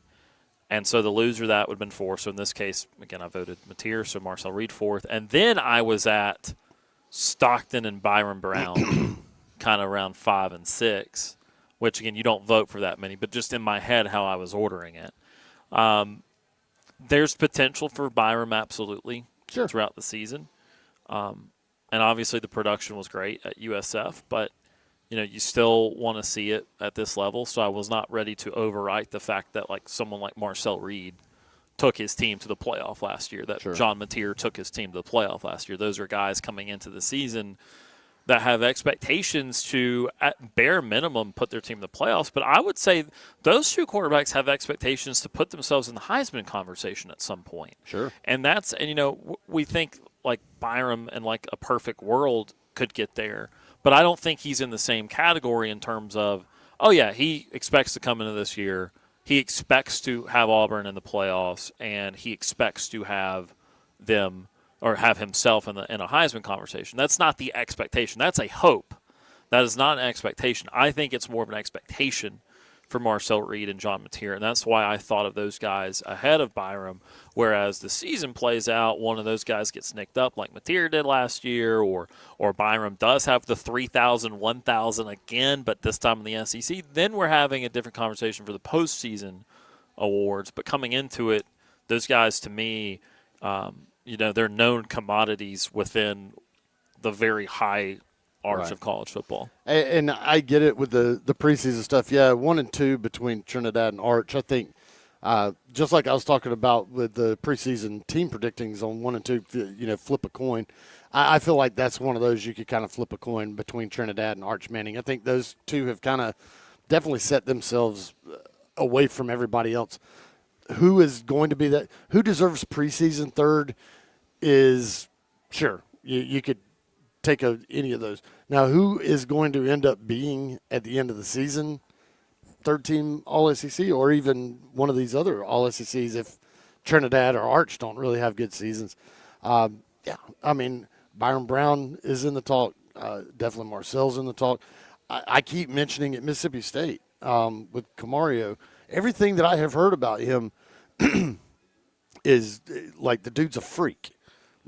Now, whether he's got enough around him to be able to really produce, I don't know. But, I mean, people just keep saying that this kid is an absolute freak and is going to shock people this year. So that's one that's on there. I don't sleep on Keelan Russell, right? Keelan Russell, yeah. Keelan Russell. If he wins the job. If he wins the job. Yeah. Everybody that I have talked to that really follows Bama football thinks that he's going to be the guy. And he's very dynamic. I mean, a 5-star plus kid coming out of high school, and he does have weapons around him. Keep an eye on that. So that's the thing. I mean, with quarterback, there's a lot of really good quarterbacks in the league. Potential NFL, superstar type guys, maybe not a lot of that level, but when it comes to college and what they can do with their respective schools, yes, a lot of really good quarterbacks. But to be fair, there's only, a great quarterback draft class would have 5 of those. Sure. So to meet that criteria, I think the SEC is going to supply the NFL with a few quarterbacks this year, and 1 or 2 that will have some pretty high potential. They have to have the years, but you can't tell me if Arch Manning doesn't light up this year, they're not going to salivate to take him in the first round. And I think the way Trent has played, if he proves it without Charlie Weiss Jr. and Lane Kiffin again this year, the kind of throws he was making on the run at the end of last year were silly. Oh, yeah. And that kind of arm talent, silly. So I still think there's some guys. And then even if Gunnar Stockton, because he's the more prototypical pro-style quarterback, if Stockton has a great year, look, we're operating with a lot of ifs right now. I don't like the pro prospects before we even play it down in the new season because every year there's guys that will go from being a first-round pick to not being drafted. Sure. So you have to be a little mindful of that. But a guy you didn't even mention, I'm not talking NFL when it comes to this guy, but a guy you didn't even mention that if we're looking at postseason awards could be in the first three teams is also Lenoris Sellers. Lenoris Sellers, I was about to say. And, Lenoris is someone that, if you can stay again, I don't remember it for a fact, but if you told me last year in the preseason he was on one of the first three teams, I'd believe you. Right. And then he played so poorly, and South Carolina played so poorly, he became an afterthought in the postseason picture. Because, again, this is a portrait of our expectations for them on day one and who they are throughout the offseason. Sure. And so that's why these are all the established guys. These are guys that have already had successes. Arch is a bit of a conundrum there because he did not live up to the incredibly lofty expectations that we all put on him last year. But if you watch the tape, particularly in the second half of the year, it was far different than the guy that seemed kind of broken against Texas El Paso.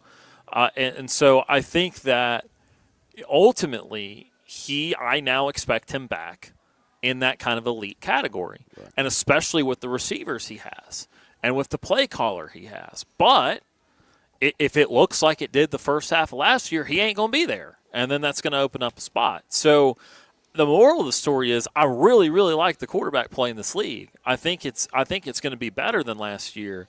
I think there's only going to be 4 or 5 situations that are not great. I include Kentucky in that. I think that I wouldn't even say 4 or 5. I'd say 2 or 3. I think Arkansas situation and Kentucky situations are rough. As you said, I like Kamario Taylor.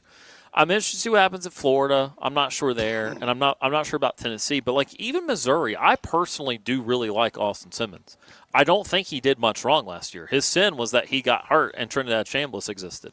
So I don't even think that's why I had Missouri a little bit higher than maybe the average person because I don't even think that that's a disappointing situation. So the quarterback play is going to be tremendous. I could see some Auburn people being like, man, Byron, you guys should have voted him third team or something like that. He might be at the end of the year. I'm not saying that's out of the realm of possibility. I think the quarterbacks in this league, though, are loaded. And so many good options. Yeah, they're going to produce pros. They're going to have All-Americans here. This is a loaded quarterback conference in my estimation. Yeah, I think the Missouri quarterback situation is going to kind of get overshadowed by Ahmad Hardy. If he lives up to – you've got one of the best running backs in the entire country playing for you. They're going to feed him as much as they possibly can. If he's back healthy from the bad situation that happened to him, if he's up to where he needs to be, that's one of the best running backs in the country. That's going to kind of overshadow your quarterback a little bit. But still, a very, very good quarterback there at Mizzou. All right, so let's look at running backs here before we run out of time, and then we'll get to the Commissioner Sankey interview here in about 10 minutes. I think the running backs are also really good. I don't know. Maybe I am drinking SEC Kool-Aid from being in Tampa. But you guys know I've been much more down the line. I don't just have SEC blinders on. I've openly said I thought the Big Ten has absolutely caught up in every way. I think if you like the top teams, the Big Ten is the conference for you. I think if you like a little more depth, 4 through 9 or 10, the SEC is the league for you. Either way. This is anyone's game year-to-year basis right now. I'm not just all SEC Kool-Aid. But I think the running backs are great because let me list off the 3 teams. They put 2 running backs on each team. The first team SEC running backs are Kejuan Lacey of Ole Miss and Ahmad Hardy. As it should be. That's what I voted. Second team, Jaden Baugh of Florida and Nate Frazier of Georgia. And then third team, Deshaun Bishop of Tennessee and Hollywood Smothers, the NC State transfer. Again, now at Texas. For record, here's how I voted. And I don't have problems with this at all. I do have a few differences, but I don't have problems. So my first team was the exact same. Sure. I did have Deshaun Bishop on second team rather than third team. And I did have Jaden Baugh on second team as was voted. Third team, I went different. I did consider Nate Frazier. I did consider Hollywood Smothers. I ultimately went Jeremiah Cobb and Cedric Alexander of Vanderbilt. I think Cedric is going to have a big boom year this year. Last year was so much Pavia that it went a little bit under the radar, that Cedric was very useful in important short yardage situations. I think he'll get more of a huge tote of the mail this year. But I have no problems with Nate Frazier there. I have no problems with Hollywood Smothers. They're going to have another running back in Texas, C.J. Baxter, that's going to get carries too. I think there are 8 to 10 really, really good running backs in the league this year, and a couple of the teams do have 2 of them. I agree. Q1 Lacey and Ahmad Hardy, that's like all-American level. Yeah, that's it's everybody. It's those 2 and everybody else. And I mean, that's just the way that should be. I agree. I think, honestly, it's a travesty that Jeremiah Cobb is not on at least third team here. And I would have to think that he probably got a lot of votes. He just didn't quite get enough to get in there. We don't see it the way that, that we'd see it on the order of finish. We don't see how many points everyone got. Yeah. I have a feeling that a lot of folks put him in there, at least in third team. And because, I think this offense, the way it's set up and the way it's designed, at least the way it's been told to us, we don't know until we actually see it and how they're going to use them. But it should open up massive running lanes for Jeremiah Cobb, just with the way that it spreads everybody out. It doesn't allow teams to stack the box, and it should open up a lot of things for him. And you have a dynamic running quarterback that's going to also free up more stuff than for Jeremiah Cobb. I think Jeremiah Cobb is set to have a massive, massive year for Auburn. And so I think you'd have to have put him on there.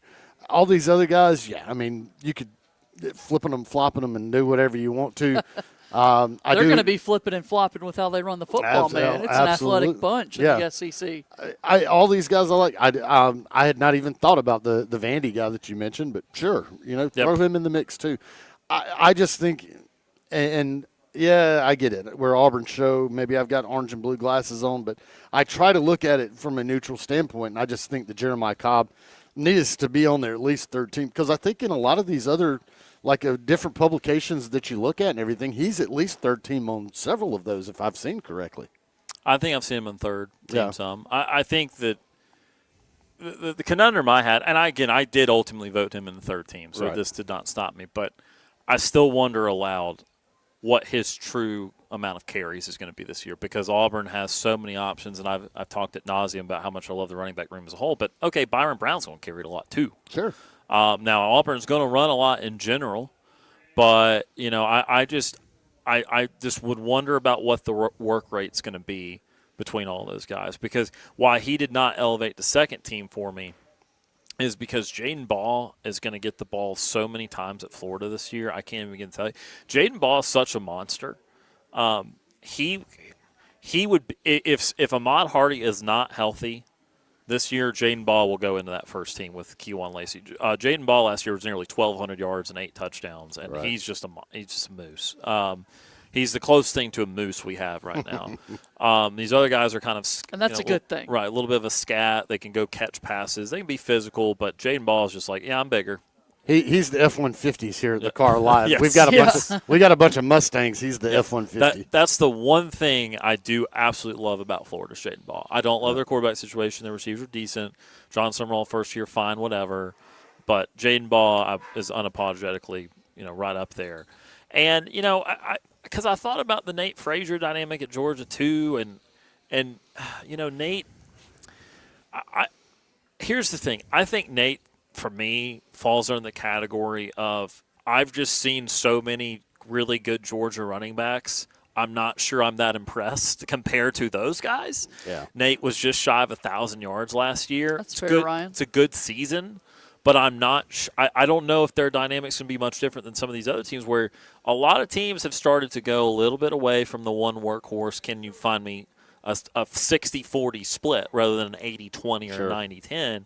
And Georgia's kind of getting that way too. I mean, in 14 games last year, he had 173 carries. That's 12 or 13 a game. That's not some huge number. So I just wonder how it projects this year. So, again, it's splitting hairs. The moral of the story is, just like quarterbacks, there's 3 or 4 guys left off of this top 3 teams that I get it. I'm not necessarily arguing it. But they're very viable to end up having better seasons and being on the post-team part of it. Without a doubt. And I think just, again, it's a position that these guys are so special, and the longevity of a running back is going down tremendously in the NFL. And so these guys want to be as explosive as they can. But I found it very interesting listening to some of the running backs who were there at SEC Media Days last week, not deterred by having these big backfields of guys that can also tote the rock, because they've got the end goal in mind, each and every one of them, of, well, I want to make sure my carries are good to go when I get to the Sundays portion of my career. So if there are more talented guys, that's going to bring more eyeballs to our team, and it's going to help bring down the workload that I'm having to carry through in my college career. I wanted to say, if we've got Mustangs and we've got F-150s, comparing them to running backs, who's the Ford Explorer of the bunch? Like, if we're going mid-size and we're Isaiah Satania of Oklahoma, because he's going to do everything. You were ready for that. He is going to return kicks. Yeah. He's going to be catching screens. He's going to be their best receiver. He's an all-purpose guy. Are you proud of that? Are you pleased with that? Yeah, I'm not recanting it. I'm not regretting it. A Ford Explorer is an all-purpose vehicle. It's a great vehicle. And Isaiah Satania is an all-purpose player. Yeah. And Auburn fans do not like him whatsoever. This Mustang in front of us, fast. Yeah. These F-150s, heavy duty. Yeah. Ford Explorers, great vehicle. Yeah. We could play this game, man. We well could. done. We could. We did. We did play this game. Well done. All right, let's take our first time out here of the 4 o'clock hour. When we come back, we will re-air the conversation we had last week with the commissioner of the Southeastern Conference, Greg Sankey. A lot of good stuff in there about the future of conference championship games, the 9-game SEC schedule, and more. You're listening to the Monday edition of Sports Call live on Tiger 95.9.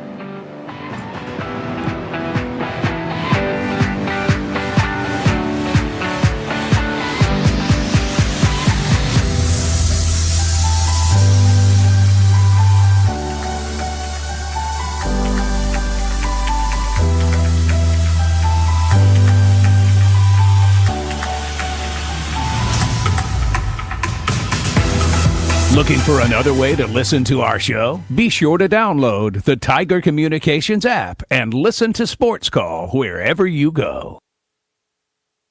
Weather brought to you by Auburn University Credit Union. Tiger Rewards checking at Auburn University Credit Union gives you the tools to manage your credit, monitor for fraud, telehealth services, loan discounts, and more. Visit myaucu.org for more details. Federally insured by the NCUA, Equal Opportunity Lender. As we start another work week, we see temperatures going up and up and up. Highs today will be into the mid-90s. We'll see mostly sunny skies and a very minimal threat of rain, only about 10 to 15% of the area seeing an isolated storm. Lows will be in just the mid-70s overnight. And on Tuesday, turn up the heat another notch, mid to upper 90s across the area. Some places, again, up into the upper 90s. And we will see pretty much dry day, less than 10% chance overall of seeing any rain, with lows dropping into the mid to upper 70s. I'm Ryan Lavoie for your Tiger Communications weather update. Good friends, great conversations, and one perfectly poured glass. That's the kind of moment Stella Artois is made for. Tonight, slow things down and savor the ritual, the crisp taste, the perfect pour, and the little details that turn ordinary moments into something unforgettable. So go ahead, pour it right. Raise your glass and enjoy every sip. Stella Artois, perfection served. As America's #1 retail mortgage lender, Cross Country Mortgage is built on teamwork, service, and community. In Auburn, we're committed to making every mortgage experience feel personal, simple, and successful. Because when you win, we all win. Looking for your next great find? Go exploring at Mission Thrift. Every day brings something new, from books and name brand clothing to furniture, home decor, and so much more. You never know what treasures you'll uncover. And the best part, every purchase supports a great cause. Find us at 2052 East University Drive in Auburn, right behind Zaxby's. Lifesavers Mission Thrift. Discover more, spend less. We're done paying the bills. Now back to Sports Call on Tiger 95.9.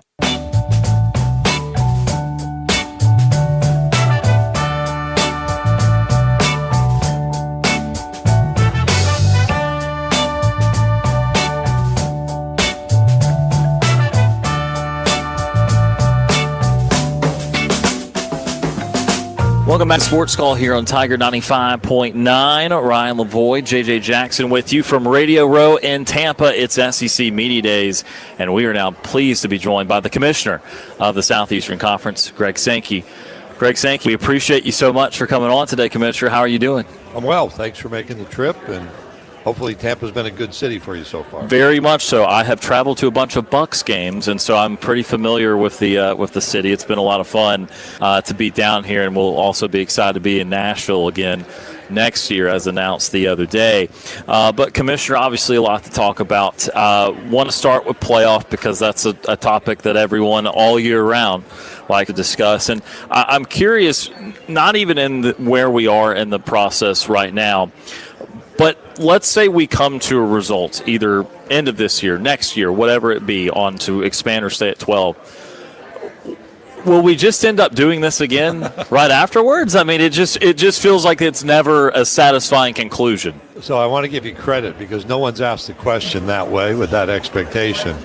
But I think there is some truth to the observation. In fact, each time I've answered what's going to happen with the playoff, my view is we need to get to an answer, and that be the answer. Because when we went from 4 to 12, it was basically immediate that the numbers 14 and 16 were introduced.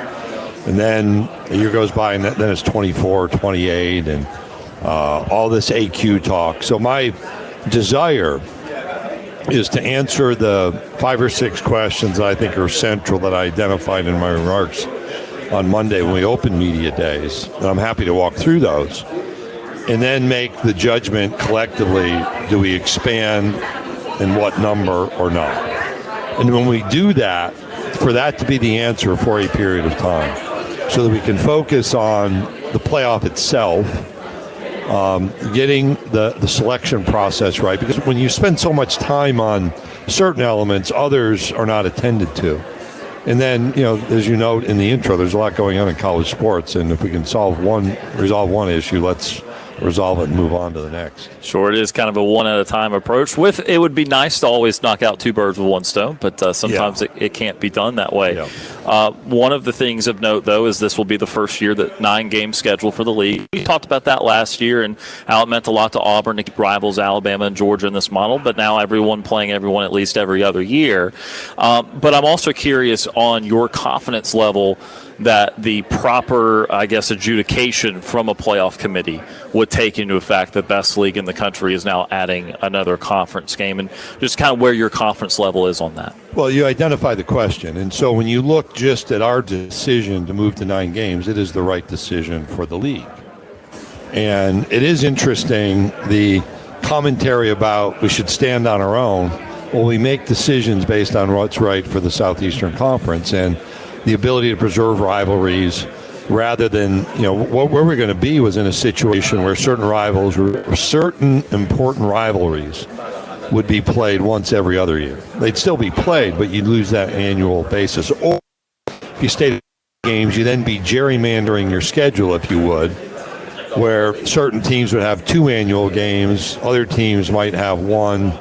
I think everybody had at least 1, and now you've created inequities in the schedule. And what we've done by moving to 9 games is taken a huge disparity for winning percentage across the league, and we've narrowed that greatly. Like from about 25%, which is in an 8-game schedule, 25% of the schedule is 2 games. So that's 2 wins, 2 losses for your opponents versus less than 1 and a 9% winning percent variance in the 9-game schedule. But we are attached to the postseason. We had what I've described as an unsatisfactory conversation with the college football playoff in Destin. There are some new metrics around strength of schedule, strength of record, the contemplation of strength of conference, but those have to be used in the selection process by the human beings. Perhaps outcomes this fall motivate us to change our position on playoff expansion. we'll see. But there's a lot of intersection between the 9-game schedule, college football playoff selection, and what might the format look like in the future. As we look at Media Days here, it's always awesome to have the opportunity to look forward to a season, but also everything that just happened over this past year. And you circle it back to our neck of the woods, and they're on the plains in Auburn celebrating the highs and lows of many wins and losses, and the men's golf team on their way to another national championship, but also in your remarks, the loss that we've had along the way with someone within the Auburn media world and Philip Marshall, who passed away. We kind of reminded of late that it seems every time we show up, there's some, at Media Days, there's some loss of somebody who's become part of the family, whether they're conference staff, on our campuses and university athletic programs, or part of the media coverage. And you think about Philip's long history with the league, and like we lost Mark Womack back in October. And, I worked with Mark for, 23 years. And tell me about the Skywriters tour. And, man, there were stories that it's good social media didn't exist, where somebody had a little bit too much fun in one city and didn't make the flight to the next one. But Philip goes back. Not that he was part of any of those stories, but just goes back to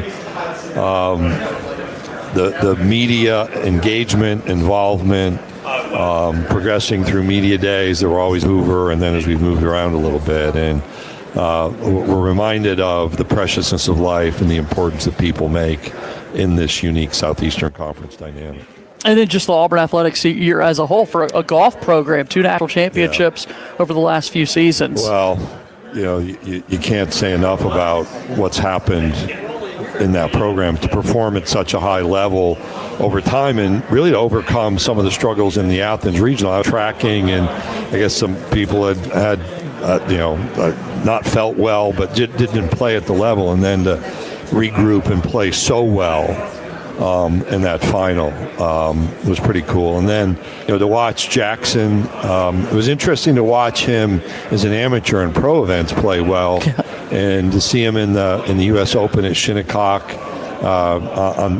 almost immediately after the national championship, and now to watch him perform at a pro level, and then see what happens is when you perform at this level, you create really positive momentum. Right. And so I followed a little bit of recruiting, not completely, and the opportunities are great in the future. And you look across the board, the baseball team's season, it ended sooner than people wanted. You make a coaching change at the beginning of the year in men's basketball, yet finish with momentum through the NIT. The rebuilding in women's basketball. I mean, there's a lot of good momentum that's present in a great university. And Commissioner Sankey, we'll kind of close with this, another one of the big picture items dominating the headlines right now, and conference championship games. And obviously this is the league that pioneered that. I don't know how much or how much it doesn't weigh on you that this is the league that created it. It theoretically could be the league to start the trend to end it, or it could try to salvage it moving forward. But just what kind of attention is being paid to that, and what potential factors will go into that? We talked about it a bit last year. We talked about it intentionally in February with our football coaches and athletics directors, because regardless of CFP expansion or not, even at 12, the question exists about should we or should we not continue with the conference championship game? And we've obviously decided through the first few years of the college football playoff going from 4 to 12 to continue. We have contracts, we have agreements, we have revenue that's tied to the championship game. So just discontinuing it is not a simple thing. So your question is a fair one about, I'll be honest, does it weigh on me that we created it? Yes. And Roy Kramer, who passed away last year, was the commissioner when it was created. I had some candid conversations with him about the expectations and pressures changing. I think we want to be careful. If the CFP does expand, it probably generates some momentum for change. But we'll have a continuing discussion about, even at 12, are we disadvantaging ourselves by continuing the conference championship game. I don't think so necessarily, but in a 9-game environment, what we have done is we took our football schedule where only the top 2 teams played 9 games. Not everybody played the 9 games, but we've added the 10th for 2 teams. All of those kind of observations will inform the conversation leading to a decision I would expect early next year for the 2027 year. Tell me this, Commissioner. I mean, you were one of the figures that people turn to when they think about all the changes in college athletics. You started your career as a director of intramural athletics. What from those days do you still recall and maybe help you navigate things like this? I recall a lot. In fact, interestingly enough, last week I was in my hometown. My wife and I went to dinner. Our dinner, and it was close to her birthday, so we called it her birthday dinner. It was interrupted by four phone calls, 3 members of Congress, and a university president. And then we walked the sidewalk where she had moved there late in junior high and high school. We started dating in 83. We'd walked that sidewalk hundreds of times. And John Calipari called me that night, too, because he'd been in conversation with some members of Congress. And I said to my wife, could you ever have imagined, back in 83, 84, that we'd be in this circumstance, we'd be back here, and I'd be taking calls from members of Congress and John Calipari? But the opportunity provided me in my first job at Utica College, then Utica University now, it allowed me to pursue my master's degree at Syracuse on remitted tuition. And I think that was so important in my career. After 2 years, launched to Northwestern State University as an intern, $500 a month, moved to Natchitoches, Louisiana. My wife and I had been married 8 months. And really that first job running an intramural program was a great lesson that when you're a college student 19 and 20 years old and you can win a $3.65 intramural champion t-shirt, you will pull your best friend's arm out of his or her socket to win that t-shirt. And it shouldn't surprise us that we have ethical challenges when national championships are on the line based on that experience. He is the commissioner of the Southeastern Conference, Greg Sankey, with us today. Commissioner Sankey, we certainly appreciate the time. We appreciate that you do this each and every year with us, and all the best as you navigate these very big waters. Well, thank you for being here. We appreciate the opportunity for an interaction and the energy that it brings to what we do, and look forward to the season ahead. That is Commissioner Greg Sankey with us today on Sports Call.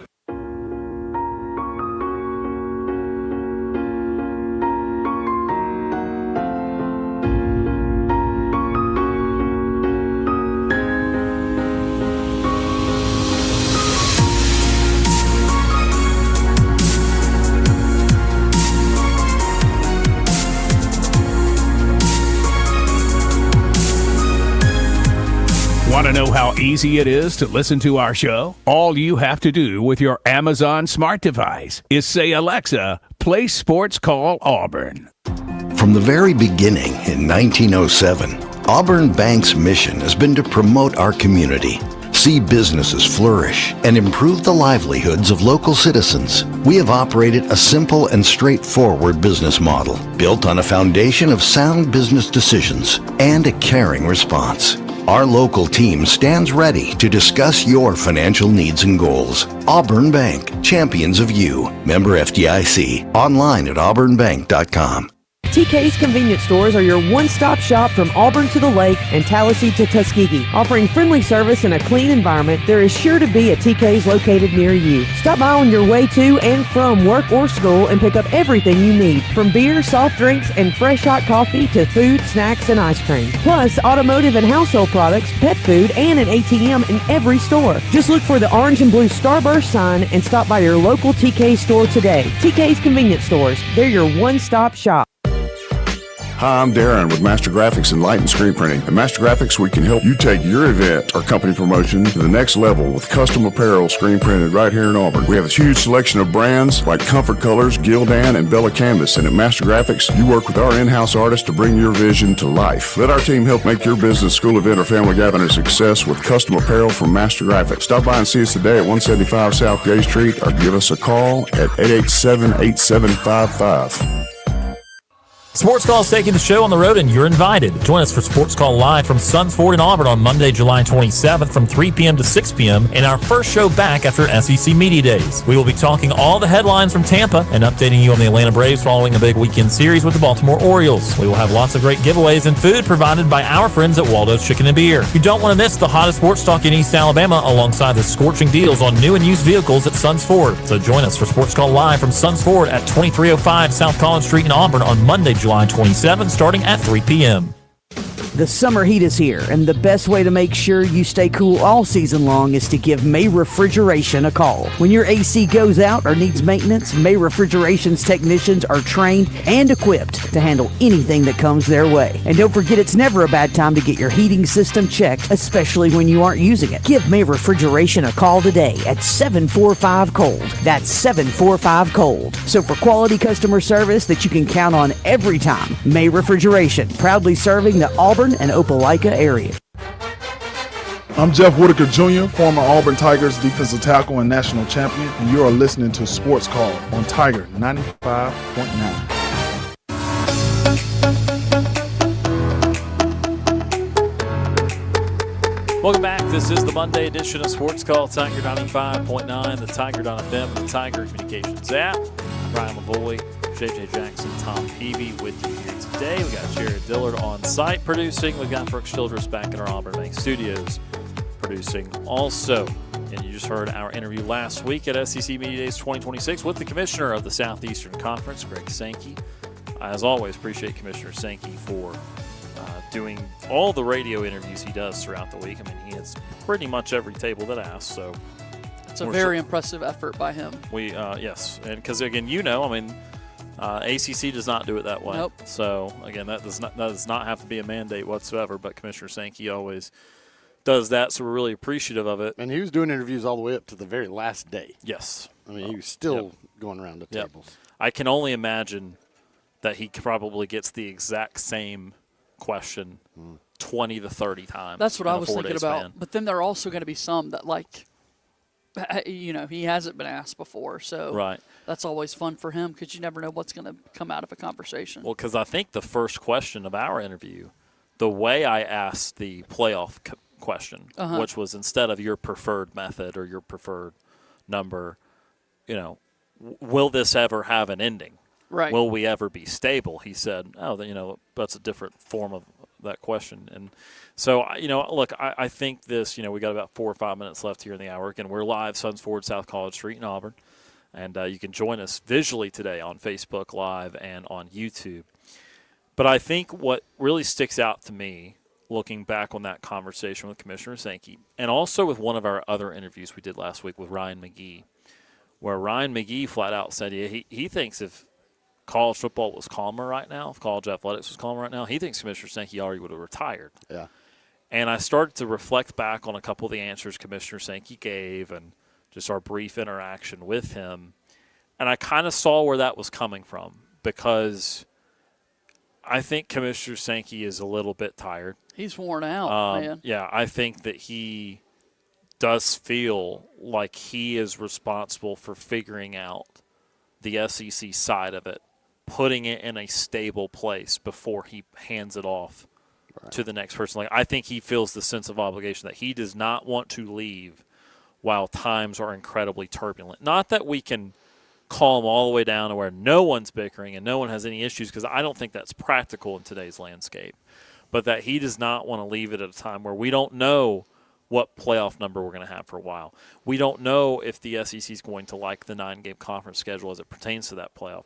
We don't know if the league wants to do conference championship games, if they'll be around at all. We don't have a final resolution yet on what the NIL rules truly look like. We don't have a final resolution on what the transfer portal looks like. We don't have all these things, and we still don't have the power to enforce anything that we come up with. Right. So I think that he looks at it, and, maybe he would have retired by now, maybe he wouldn't have. But I get the feeling that he does feel that he needs to get some of this stuff resolved before moving on. And, again, I know people don't like the guy. I get it. I know even people within the SEC, fans, don't like the guy. I hold a little bit of an opposite opinion on that, though, because I feel that this is arguably the toughest time to be in his position, and the balance of the me, here's what my member institutions want, versus are we going to ruin something or many things if we go down certain roads. I'm not saying he's done a perfect job of it. I'm not saying that at all.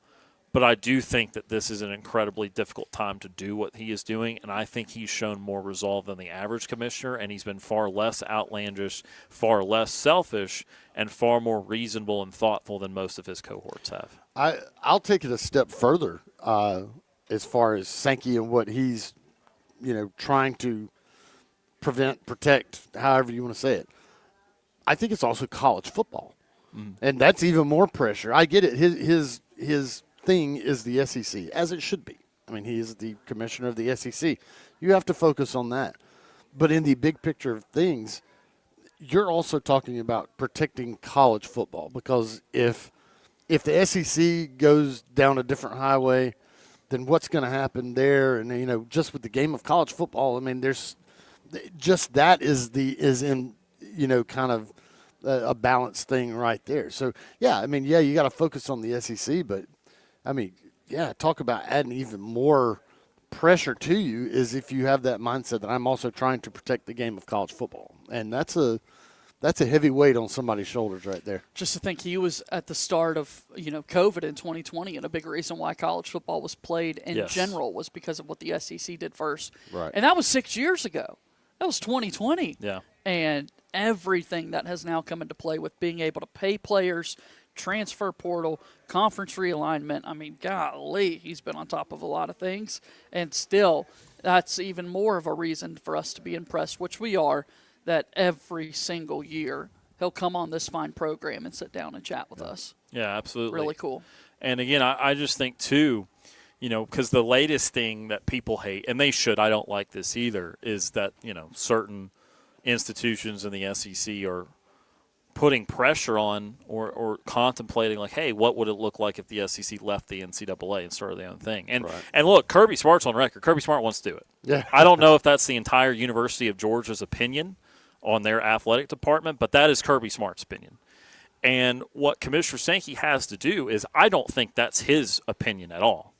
But I think that he has to answer to everybody, and that there is a minority that in the conference that wants to do that. And what I've found is oftentimes the minority is louder than the majority, and they are very much more outspoken about these things, and it blurs the line on thinking that the minority is actually the majority when in fact they are not. And so I think that's what's going on, where the SEC's position as a whole is that they do not think it's wise to move on from the NCAA, but they've got a select few in their league that are putting pressure on them to observe the situation and to consider a change. And so I think that's where the line is getting blurred, and people are thinking this is Commissioner Sankey doing this. This is Commissioner Sankey allowing the conversation to exist amongst all the member institutions about their desires, whether they are actually practical or good ideas or not. All right, we are out of time for hour number 2 of the program. Coming up in hour number 3, we're going to re-air that interview with Champ Anthony at 5:15. If you see us on camera right now, we're going to try to kill this fly that's hovering around us. And also in the 5 o'clock hour, we'll go through a few more of the position groups for the all preseason SEC teams, and we'll discuss the 3M Open, where Jackson Coyven is already a winner on the PGA Tour, and we'll try to squeeze in the best and worst of the weekend. All that coming up at the 5 o'clock hour. This is Sports Call on a Monday, live from Suns 4, Tiger 95.9.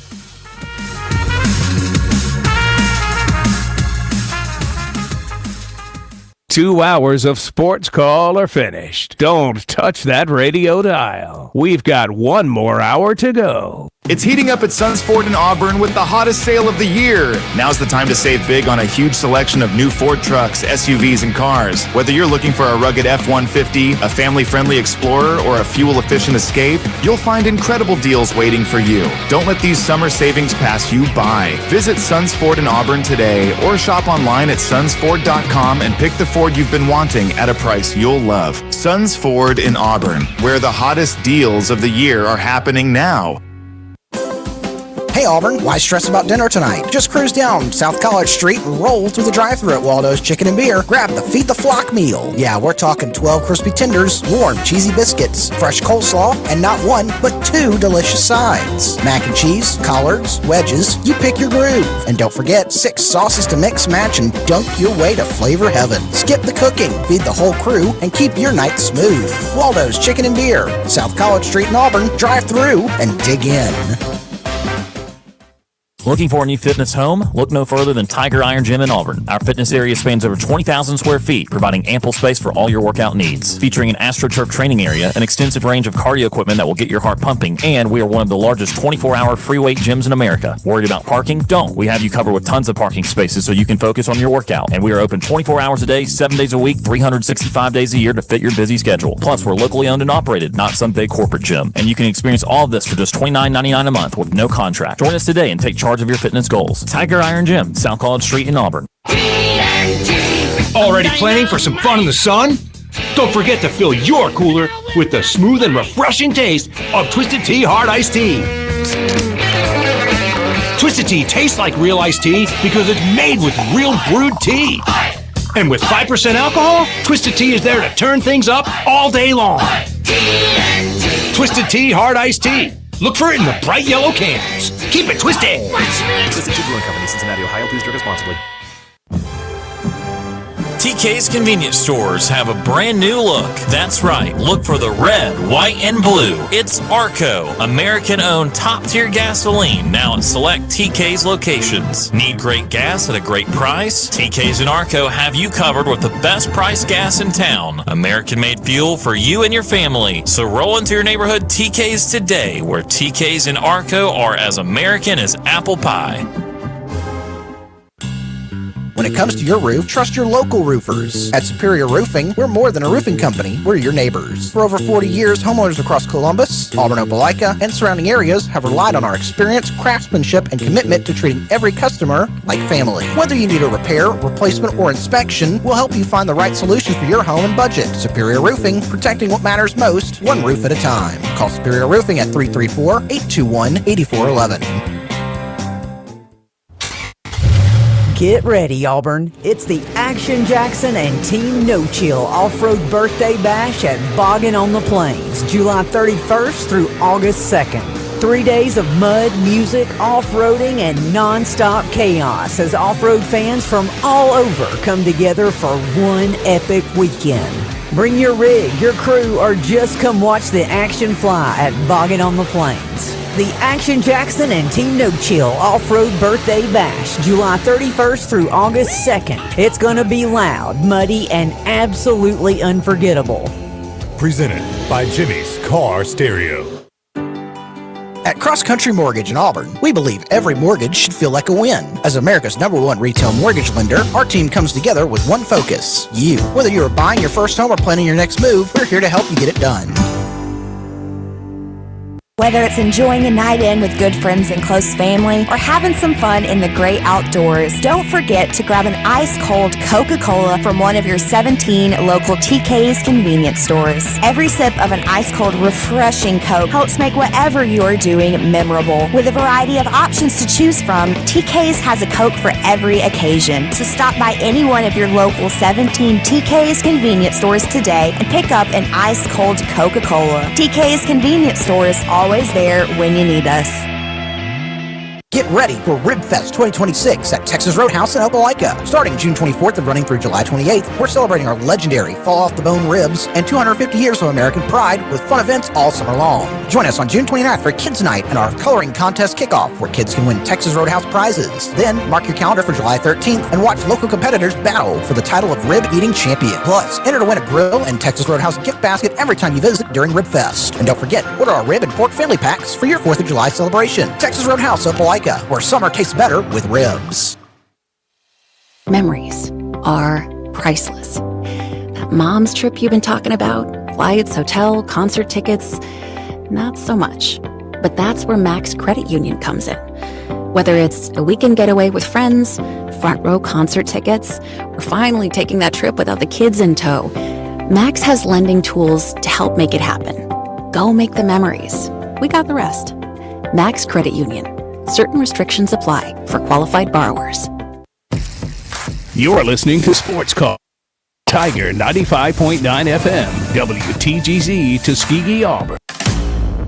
This is the Tiger Communications Sports Report, brought to you by Auburn University Credit Union. I'm Ryan Lavoie. Back in March, senior Hannah Hagel of the Auburn gymnastics team was named the 2026 SEC Gymnastics Community Service Team presented by Allstate by the SEC. Hagel has served her fellow student athletes for the past 3 years as a member of the Student Athlete Advisory Committee. She consistently participates in the yearly Read-Along Day, visiting local elementary schools and reading to the students there. In addition, Hagel visits local preschools to read to students and talk about gymnastics. She is also active in food drives to fill food pantries. Hagel has participated in Auburn Athletics' annual campus food pantry food drive, servicing the university's pantry for students in need. She has worked with the Food Bank of East Alabama, organizing and packing school lunches for children in the area. Hagel has also spent time with Habitat for Humanity, serving senior citizens at Morningsdale Assisted Living, serving local kids through organizations like Storybook Farm and Macon County Girls Club. She has walked dogs living at the Care Humane Society and has bought and wrapped toys for families in need during the holiday season. Former Atlanta Braves outfielder Andrew Jones was one of 3 former players to be enshrined in the Baseball Hall of Fame yesterday in Cooperstown, New York. Jones was joined by Carlos Beltran and Jeff Kent at the ceremony. Jones played for the Braves from 1996 to 2007 and received most of his career accolades during that time. Jones was a 5-time All-Star, 10-time Gold Glove winner, won the Silver Slugger Hank Aaron Award, and was the National League leader in home runs and RBI in 2005 while with the Braves. His number 25 was retired by Atlanta prior to joining the Hall of Fame. Jones finished his career with a .254 batting average and 434 home runs, where he sits tied for 49th all-time in career homers. In Atlanta Braves right fielder Ronald Acuna Jr. will be activated from the injured list prior to Monday's game against the New York Mets. Acuna was placed on the injured list with a left hamstring strain on June 9th. The second time this season it prompted a trip to the IL. Acuna missed 15 games in May with the same injury. The 2023 MVP is hitting .251 with 15 stolen bases in 53 games this season. The Braves, who lead the National League's Eastern Division by 5.5 games, are 37-16 with Acuna in the lineup and 25-27 without him this season. And don't forget that you can hear all the action from Braves and Mets tonight on AM 1230 WAUD. I'm Ryan Lavoie, and this has been your Tiger Communications Sports Report, brought to you by Auburn University Credit Union. Auburn University Credit Union has partnered with Care Humane Society for the AUCU CARES debit card. It's free to you, and each time you swipe the card, AUCU makes a donation on your behalf. It's a win-win. For more information, visit myaucu.org. AUCU is federally insured by the NCUA and an equal opportunity lender. You're listening to Sports Call on Tiger 95.9 FM, WTGZ, Tuskegee, Auburn. Whether you're leaving work, cruising around town, or listening on demand, we've still got some fun left for you. To be part of the show, give us a call at 334-887-3401 locally or toll free at 1-888-9-TIGER-9. Auburn's first and Auburn's favorite sports talk show has been on the air since 1995 and is ready for 60 more minutes of fun. Now, let's get this hour of Sports Call started. Third and final hour of Sports Call beginning right now. Tiger 95.9, the Tiger.fm, and the Tiger Communications app, or after the fact, the Sports Call podcast. Brian Lavoie, Tom Peavy, JJ Jackson coming to you live from Sons Ford, South College Street here in Auburn, where we are happy to be live again. Also on Facebook and YouTube. On this Monday afternoon, we got Brooke Childress back at our Auburn Bank studios. We got Jared Dillard here on site producing. Coming up in just a few minutes, going to play our interview with Champ Anthony from this past weekend again. That'll be about 5:15 or so. In the meantime, a couple more things to do here. We actually got a question in the chat, and again, we do apologize. We've not been able to do phone calls here today on the Sports Call phone line. Our phone line is down, but we believe it'll be back tomorrow, so we can apologize for the inconvenience there. But we did get a question in the chat on Facebook, Facebook, from Chinny, who asked about the Milwaukee Brewers and Atlanta Braves. Do either team have what it takes to take out the Los Angeles Dodgers this year? What do they need to do at the trading deadline? Of course, the Braves had a better week last week. Chinny is a big Brewers guy, and I don't know if the average person knows that the Brewers are only a half game behind the Los Angeles Dodgers for the best record in Major League Baseball this year. Surely you are familiar with Jacob Mizorowski. Mizorowski has been tremendous. Quite frankly, he's been better than Paul Skeens, which, again, Skeens is always the one that's been getting all the attention, and he's been wonderful. I mean, not quite as dominant this year, but Mizorowski's insane. What he did the other day was nuts. Yeah, he is 102. Freak show. It was cool when Aroldis Chapman threw 102 one or two times in the ninth inning in a 20-pitch assignment, but Mizorowski's doing it, throwing pitch number 80, 90, etc. Milwaukee's been pretty balanced. They do lack a little bit of power, which would concern me a little bit, but they are top 5 in contact. They are I believe second in Major League Baseball in ERA in large part because of Mizorowski. I think there's a world where they need another power bat, but I like the construction of what's going on there. My problem with Milwaukee always is that they always kind of have a really good regular season team. I several years in a row, I feel like the record is better than you think it is. And then they get in the postseason, it doesn't work out. So Mizorowski's the type of ace pitcher I look for in a short series. So Right. I think that's been part of the problem, and they've got that now. I still think they need kind of a game-changing power bat, and I try to rack the brain to see who all is available in that space. Because, again, I know pitching-wise, Tariq Skubal gets mentioned a lot. And, I've said for the Braves, and, it would look for the Brewers, anyone in contention, I'd love to ask San Francisco about Logan Webb. Again, I'll go over and over again. I'm so high on Logan Webb. He's pitched for such a bad team. He's an innings eater. I believe he could be clutch in the moment. But, I think that Milwaukee, again, they're in a really good position in terms of that. They're not worrying about what's going to happen the rest of this regular season. It is kind of a postseason conundrum for them. How do they get over that hump? And then the Braves, obviously they have done it before. I don't think they're deep enough pitching-wise. I think that, Milwaukee's got a little bit more than Atlanta does pitching-wise. But they both have a clear number one and then a clear drop. And, again, that's understandable when you have Mizorowski or you have Chris Sale. But I think the Dodgers just kind of bludgeon you with spending all this money to make sure that, their number 4 is better than your number 2 sometimes. And, they've got 7 deep when you're 5 deep in the lineup. And it's such a tall task, and they played much better the last couple months after they were kind of a little meh out of the gate. So, I can't really put my finger on it other than, the guys are going to have to come up clutch, especially in Milwaukee for the first time here. Like the bats, Terang's been good. Contreras has been good. Again, they've got stuff, but I do think I have to go back and find it. I do think team-wise their home run total's down. So that's why I keep circling around. Can you find another power bat at the deadline and who all would be available to you? But, man, the Dodgers are the evil empire of the sport right now. I was going to say to make that answer very easy. No, I don't think any of them are going to knock off the Dodgers. They can give them a little fight, sure, but both of those teams need to make sure that they're there and have a chance. That's the biggest thing for both Atlanta and Milwaukee, is to keep on doing what you're doing and give yourself a chance. And then you'll see what happens. But, the Dodgers are they're a machine. They've got the pitching. They've got the hitting. They're deep. They are a machine. And, they are why you spend a whole bunch of money to put a team like that together. So, no, I don't think either of those teams are going to be able to knock the Dodgers off. But you got to get there and have a chance. And that's the big thing. So, I'm trying to poke around a couple teams real quick. The Astros have been struggling this year. The problem is they're in a division that they could still win. They are only 2.5 back, so I'm not sure they're in sell mode. You're definitely not getting Yordan Alvarez. Christian Walker, 20 homers this year. He's only hit 232, but he's 35 years of age, so I don't think that's obviously not a long-term guy.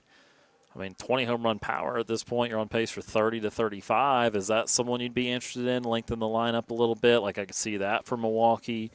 I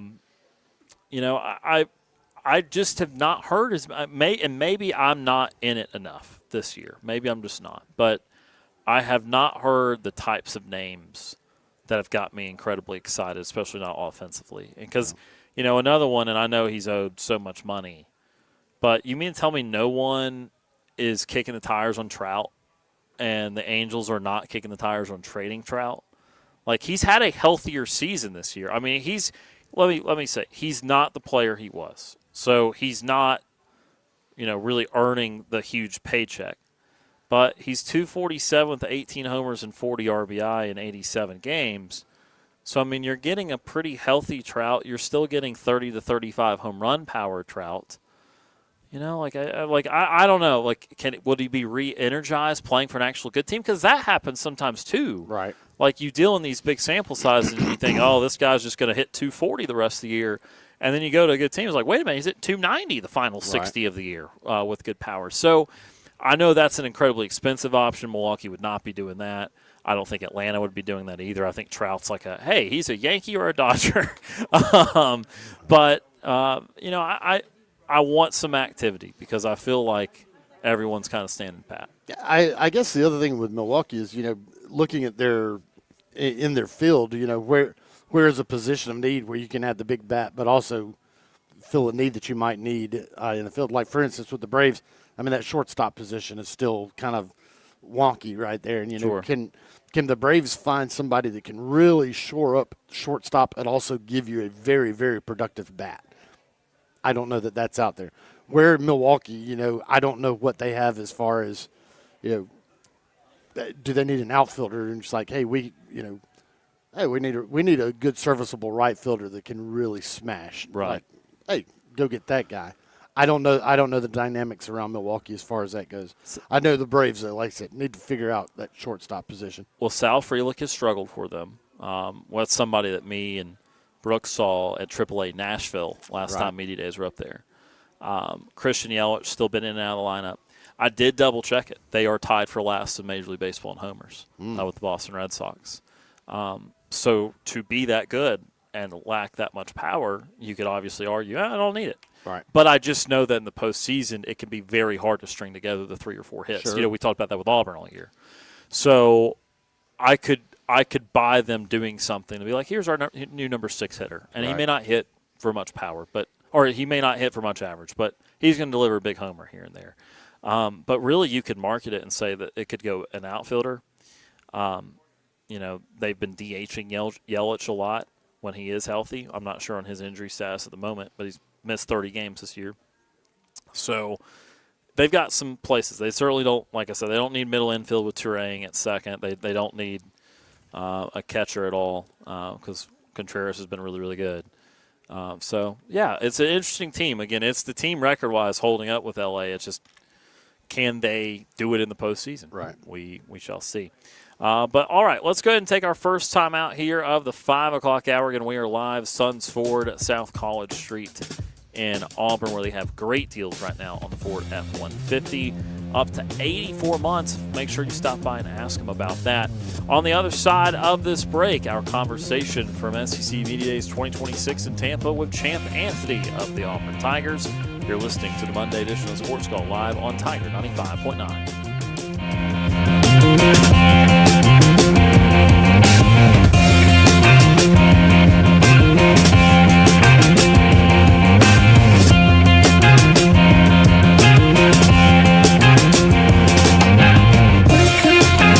Sports Call is on the air weekdays from 3 until 6 p.m. If you are currently driving in a 4-door sedan, roll up the windows and turn up the radio. We're Auburn's first and Auburn's favorite sports talk show. Weather brought to you by Auburn University Credit Union. Looking for the best credit card rate in town? The rate on Auburn University Credit Union's MasterCard starts at 7.9% APR. That's right, 7.9% APR. For more information or to apply, visit one of their 3 locations or myaucu.org. Annual annual percentage rate. Auburn University Credit Union is an equal opportunity lender. As we start another work week, we see temperatures going up and up and up. Highs today will be into the mid-90s. We'll see mostly sunny skies and a very minimal threat of rain, only about 10 to 15% of the area seeing an isolated storm. Lows will be in just the mid-70s overnight. And on Tuesday, turn up the heat another notch, mid to upper 90s across the area. Some places, again, up into the upper 90s. And we will see pretty much dry day, less than 10% chance overall of seeing any rain, with lows dropping into the mid to upper 70s. I'm Ryan Lavoie for your Tiger Communications weather update.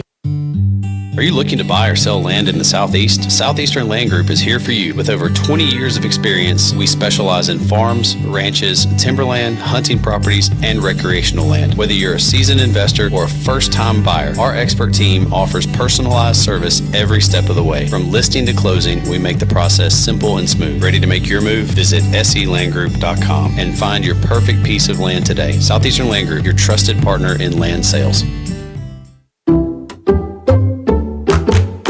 Did you hear? Allstate car insurance now costs even less. So when you bundle with home, you can save even more. Check Allstate first to bundle and save with a new lower auto rate. You're in good hands with Allstate. Not available in every state. Only applicable for new auto insurance business. Rates will vary by several factors, including how you purchase the policy. Potential savings may vary. Allstate North American Insurance Company and Affiliates, Northbrook, Illinois. Hey, John, why so glum? I just got let go. The company's downsizing. This is the third time in the last 2 years. I'm done with this. Have you thought about My Computer Career? I've heard they can train you for a career in IT in just a few months, including cybersecurity and the basics of AI. And you don't need prior training or experience. Now that's a recession-resistant career. Wow, thanks. I'll check them out. Go to mycomputercareer.edu and take the free career evaluation. Mycomputercareer.edu, an Elite CompTIA certification partner. Financial aid is available to those who qualify, including VA benefit. Yeah, it's another day, but what kind of day is it really? A day of doom scrolling? Laundry day? Nah, it's a White Claw day. Light and refreshing tasting, uniquely cold way filtered. There's an iconic flavor for everyone.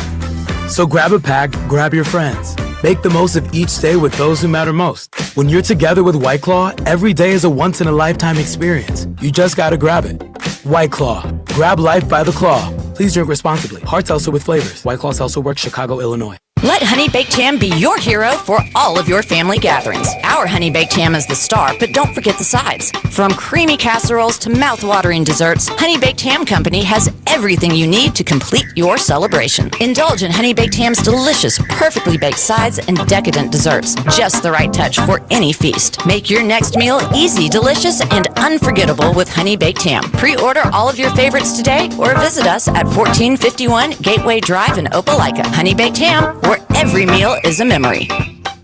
Experience the power of performing arts at the Jay and Susie Googe Performing Arts Center at Auburn University. The Googe Center brings world-class artists and unforgettable performances to audiences across Auburn, the state of Alabama, and beyond. Curated experiences that inspire, enlighten, and unite our community. Support the arts at Auburn. Visit googecenter.auburn.edu to explore upcoming events and purchase your tickets today. The Jay and Susie Googe Performing Arts Center, located at 910 South College Street in Auburn, where the arts come alive.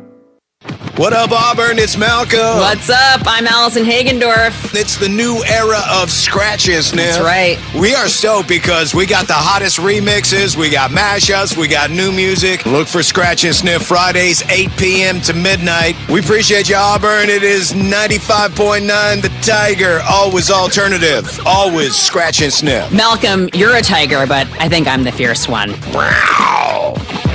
You do it like this. Let's get back to Sports Call on Tiger 95.9. Feel free to give us a call at 334-887-3401 or toll free at 1-888-9-TIGER-9.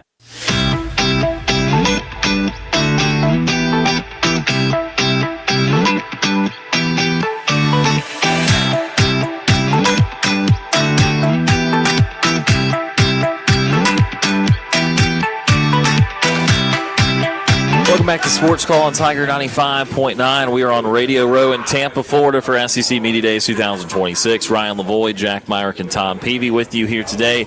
And we are pleased to be joined by Auburn defensive back Champ Anthony on the program. Champ, we certainly appreciate the time. How are you doing today? Yes, sir, I'm doing good. Thank y'all for having me. How's your SEC Media Days experience been so far? I know it's a little bit early, but being in Tampa, going through the car wash a little bit, how you doing? Oh, yeah, I'm doing great, man.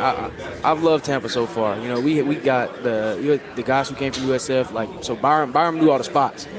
Yeah, we ate good last night. I love Tampa. Awesome. And so, as you mentioned, you got a lot of your teammates now from USF. You got Coach Alex Golesh in for season number 1. What have you thought of Coach Golesh so far? What has been different? What are just the things that you've noticed as you've gone through the spring and now the summer? You know, it's always different, like, when you get a new head coach. Like, everybody has their different philosophies and how they think and how they move. But, like, one thing I'll say about Coach Golesh is, like the relationship that he has with his players is very different. Like, coaches say that they're there for their players, but Coach Golesh, he really is. Like, he matches what Auburn really means. Like, Auburn really means, like, takes care of family. And Coach Golesh, like I just said on the last show, like, I can call Coach Golesh and it's not a big deal. Like, I can walk in his office and it's not a big deal. Like he's really, like, I understand that there's a power level to this, but, like, he's really like a friend. Like, he's really like a friend, but, like, he's a great coach and a phenomenal man. And Champ, Golesh has mentioned you as being like a vocal leader in that defensive locker room. Was that something that you kind of always been here on the Plains, joining him back in 2023? Was that something that has been with you since high school days, or is that something you kind of just grew into? No, like, I've been me since forever. Like, I've led on every team that I've ever been on, from when I was 4 years old playing football to now. Like, that's just how I am. Like, I see something, I say something, and I want to get the best out of everybody, coach, player, personnel. Like, I want to get the best out of everybody because I know if we're all doing the best as we can, like, I want to stop them. Kind of going into that leadership thing, being a part of this kind of means you're a team leader. How did you find out that you were coming here, and then just also you being selected to come here and represent Auburn as a leader? I mean, how much does that mean to you? So Coach Golesh had called me to his office, which, like I said, like, it's pretty regular. Like, you know what I'm saying, I'm in there pretty often. So I thought it was gonna be like a kind of like a regular conversation. Then he told me that I was gonna be, like, representing Auburn at SEC Media Day, and, like, a jaw drop. I was like, I kind of expected it, but not really. Right. Like, not really. New staff, like, you don't know, like, who they're gonna pick, and I'm just so glad that they picked me to represent Auburn because, you know, like, I've done a lot for this place, and I've bled for this team, and I love these guys. So I'm just glad I get to represent them. And speaking of doing a lot, you've coming back from 2 leg injuries over the past couple seasons. It takes a lot of adversity, to keep just going out there and fighting, and I think that's why a lot of people have just been grown to you, just kind of like you're just magnet, just because it's like, how do you not respect that? And I would like to know, like, who has been that person that's really been there, like, during those hard times to lean on and for support after going through those 2 seasons and really trying to get your body right? I'll say there's three major people that have been in my corner this whole time. Really 4 if you want to, like, Jesus Christ, like, he's been there, like, the whole way. Even when I broke my leg on the field the very first time.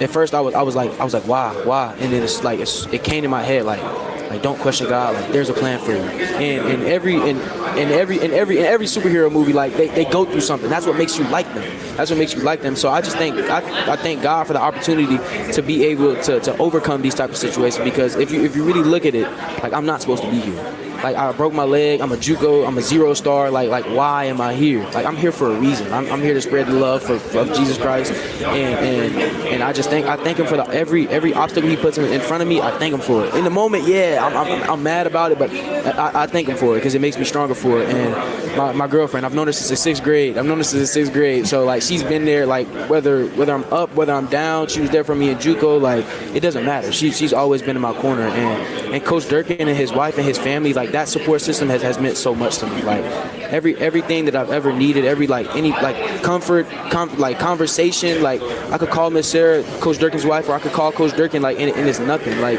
and they're just really there for me. Like, they're like my family away from family, and I love them for that, and I just appreciate it. That's beautiful stuff. Champ, you have also been all over the football field. You've been corner, you've been safety now. Just tell me about the difference in the two, and if there's been kind of any sort of learning curve bouncing back and forth, or if you have a preference, or just kind of how those two positions have worked out for you. Really, I've done both my whole life. So, of course, when you have, I've had what, 3 or 4 different safety coaches and 2 corner coaches, but football is football. I love corner and I love safety, but there's differences in game plans and at different times in the year, but I love both of them. You've delivered some of the most impactful hits that I've seen from somebody in the secondary. Just how did that become a part of your game? Is that one of the most joyful things about your game, in your opinion? Oh my gosh! I thank God you asked me this question. I don't think people really understand. I love football for 2 reasons. I get to put God on the pedestal, and number 2, when you hit somebody and you feel that breath come out their body, there's no better feeling, and you can't. And I can do it legally. Come on now, I'm gonna do it every chance I get, and that's what I love about football, making somebody do something that they don't want to do, because me. And the thing about defensive back, I love it because I'm going backwards. I don't know where I'm going. You know where you're going, and you're going forward. If I beat you, I'm a way better athlete than you, and that makes my heart smile. So now, are you kind of a quiet assassin, or do you let them know you're there? No. You're gonna hear me. You're gonna hear me in the locker room, and you in your locker room. You're gonna hear me all game long. I hear you. Going back to after the Iron Bowl, waiting on seeing who would be the next head coach of the Auburn Tigers, ends up being Golish.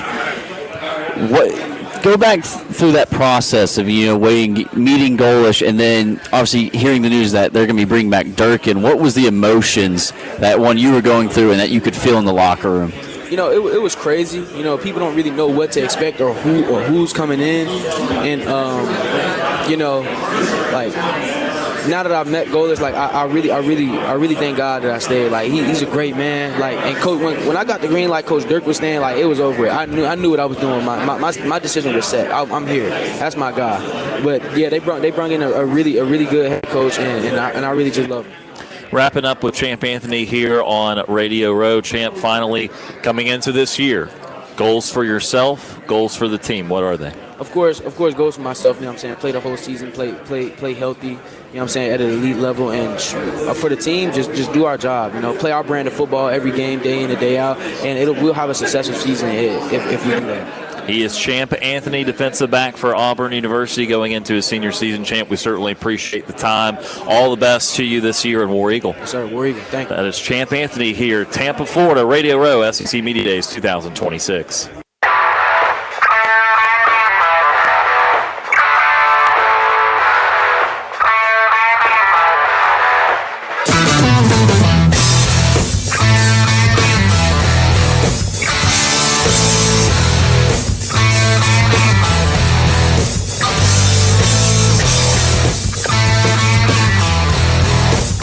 Want to call into the show? Send us your thoughts via email. You've got mail. SportsCall@thetiger.fm.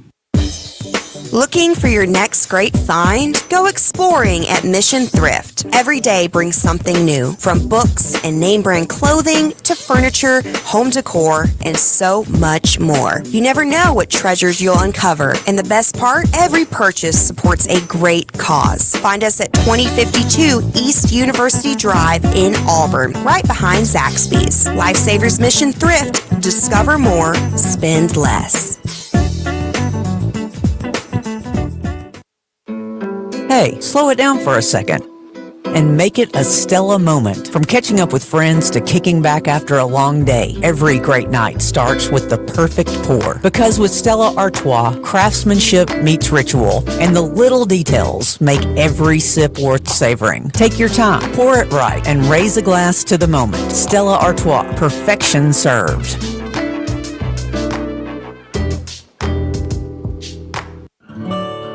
At Mid-South Bank, we're your problem solver and financial advisor. Managing your money can be challenging. The good news is you don't have to go it alone. You have a friend in us. No matter what your financial status, we're here to help you do what's best for you. Come in today at 519 East Glen Avenue or visit bankmidsouth.com to find out what the friendliest, most helpful bank in town can do for you. Equal housing lender, member FDIC.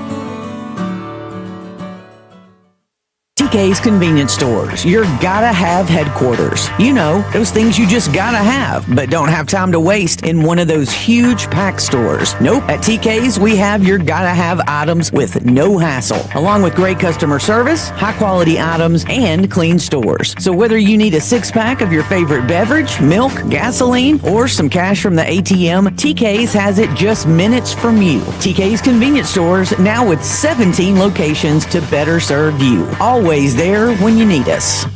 Looking for a new fitness home? Look no further than Tiger Iron Gym in Auburn. Our fitness area spans over 20,000 square feet, providing ample space for all your workout needs. Featuring an AstroTurf training area, an extensive range of cardio equipment that will get your heart pumping, and we are one of the largest 24-hour free weight gyms in America. Worried about parking? Don't. We have you covered with tons of parking spaces so you can focus on your workout. And we are open 24 hours a day, 7 days a week, 365 days a year to fit your busy schedule. Plus, we're locally owned and operated, not some big corporate gym. And you can experience all of this for just $29.99 a month with no contract. Join us today and take charge of your fitness goals. Tiger Iron Gym, South College Street in Auburn.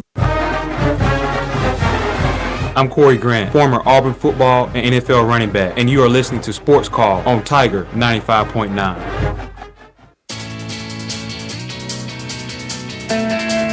Welcome back. This is the Monday edition of Sports Call Tiger 95.9, the Tiger.fm, and the Tiger Communications app. Brian LeBoy, Tom Beebe, and J.J. Jackson coming to you live from Suns Ford at South College Street in Auburn. Again, they've got some great deals, including on the legendary F-150. Special rates for F-150s all the way up to 84 months. Some F-150s are up to $14,000 off. And they've got a very large selection of Super Duties priced up to $17,000 off.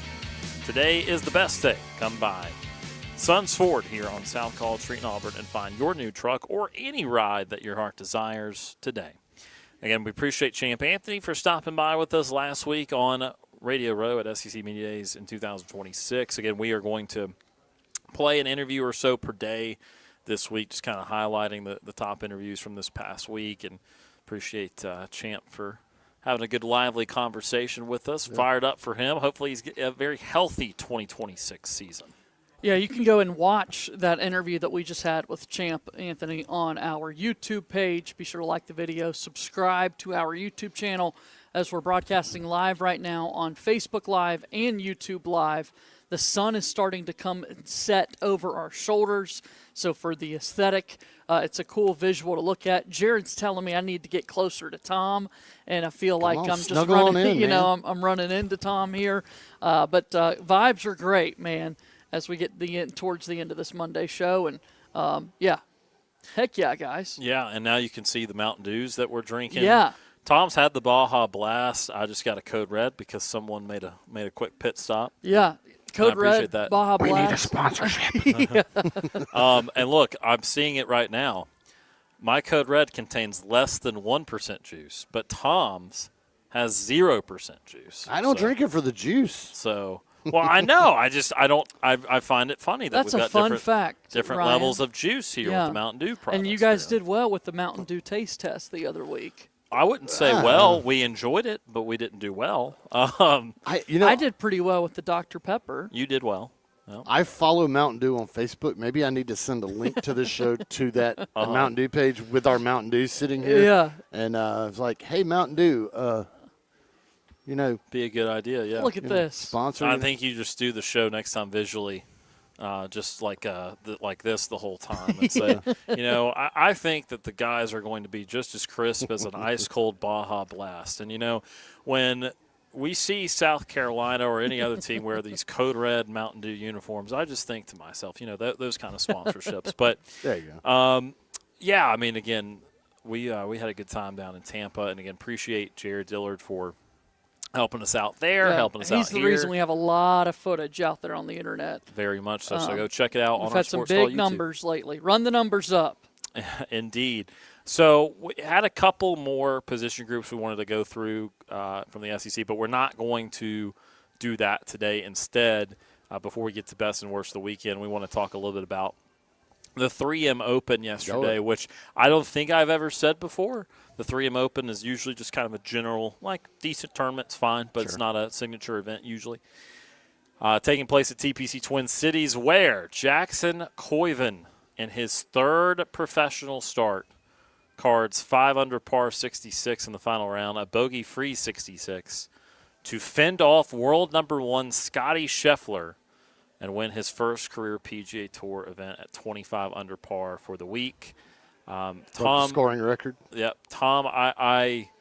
We all obviously follow golf and we play it, and when you come out as the top college player in golf, that has definitely not translated any more than it has in the other sports. In fact, it might. You could argue it might translate even a little bit worse than some of the other sports. And it's so early still. But that was unbelievable play from Jackson Coyven, the 21-year-old, and it makes you so excited for what he did this week and what he's going to be capable of doing in the future. Yeah. Watching that last round, I didn't want to see it happen. I did not want to see it happen, but I kept expecting one of those drives off the tee that you're going to see that shot tracer and you're going to like, oh, crap, that's not good. Or you're going to see an approach to the green and you're like, oh, boy, that's bad. He was piping everything. Now, some of his approach shots, a little long, little short. He did find some sand a couple times, but he kept finding ways to save par on those and not have a blow-up round. And then Scotty Scheffler is just chasing him down constantly. And they even said it, like even some of the fans were like telling him, Scotty's coming. Those are the things that are going to could very well get in the head of a 21-year-old that's only making his third. It's not just his third professional tournament because he played in some while he was in college, but as a pro, only his third tournament. Those are the things that could get in your head. But I think there was one particular instance in that round that really summed up how mature and into the game and into his game and comfortable that he is. And that was on the green at 14.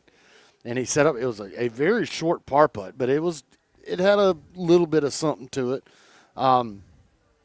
And he set up to putt, and he's a very quick player. That's one thing they talked about on the broadcast is that he's kind of no nonsense. He gets up there and hits a shot. But he set up to make the putt, and you could tell he was not comfortable, and he backed off. And he lined it up again, and he kind of got set, and he backed off again. It was the only time that you ever saw him back off multiple times of a shot. And what I think it was is he wasn't seeing it right. He just wasn't comfortable in what was going on at the moment. And there's a lot of lesser golfers that would go ahead and fight through that and try to hit a shot and probably end up missing it. He took the time to make sure that he was mentally prepared for the putt, that he had it sighted in correctly, that everything was exactly the way it needed to be for a very short, maybe a 3-foot or so par putt. That's the type of golfer he is that he's comfortable enough that he can do that and get out of his rhythm of what is normal, and it didn't just completely derail him. It was amazing to watch. And, with the world number 1 breathing down your neck and making the charge like he did, it never fazed him. Fortunately for him, he had a big enough lead that he even had a regular guy drive on 18 where he hit it fat, took a divot out of the tee box, and only hit a drive 245 yards. I mean, that's something that the average golfer would do. And he even had a laugh about it. But then, of course, he comes up and makes his next shots. No big deal. But he was in enough of a situation that, he hit just, an absolute flub of a drive on 18 and just could kind of have a chuckle about it. No big deal. So, that dude was just in control from get-go. And it really, mainly from Saturday, because, the round that he had on Saturday was just ridiculous.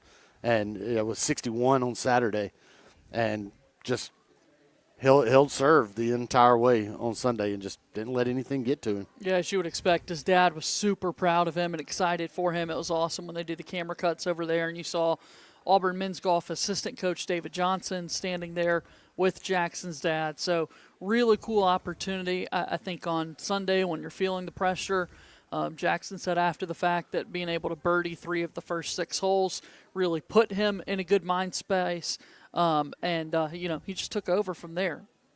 I saw a thing, I forget where it was, but apparently Auburn is they're in a recruiting battle right now, I think, for 2028, like the number 1 junior player in the country for 2028. And Auburn's in a battle for him. And that type of coverage can only help Auburn, because every time they showed Jackson's bag, that AU was there. Anytime you saw that the card in his bag, or his yardage book. Yardage book. I lost my brain there.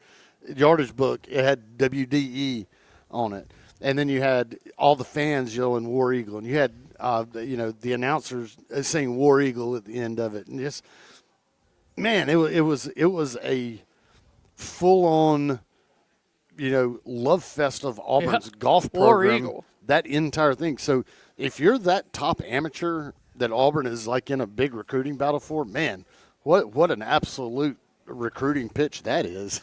It is. And, you got a War Eagle from Jim Nance in the broadcast. And, the Auburn part of it was played up a lot because, look, again, this is fresh. Auburn won the national championship a month or two ago. I was going to say, he was literally just playing for Auburn a month ago. Right.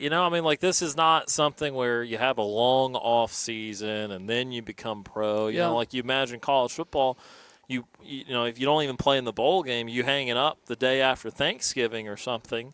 And then you're not seen in a professional field until August, right? In the preseason. That's a long time to wait. But, Jackson went right into this. He played that John Deere Classic on the July 4th weekend, essentially. Right. And then he had the ISCO Championship the week following, which he played quite well, and he tied 10th. We at the time were like, tied for 10th. That's really solid, you know? And then he goes and wins this thing, and as you said, the history really for the whole week, and then also on Saturday the 28 on the back nine, it was all so smooth and consistent for him. He had no bogeys on the weekend, none. He nearly bogeyed 18, but then made a pretty long par putt, right? And had a nice winning moment because of that. Of course, he could have missed it, and he still would have won by a couple, but. I'm so glad that he's already proven something, and, he's gotten – we talk about the coverage not only on Auburn, but, he's in President's Cup conversations now. Yeah, they're saying he needs to be on the team. Yeah. He's 70th, which is the magic number for the FedEx Cup playoffs. If he makes the cut this coming week at their final tournament and doesn't have guys behind him jump him, he's going to make – the FedEx Cup playoffs, having played 4 tournaments.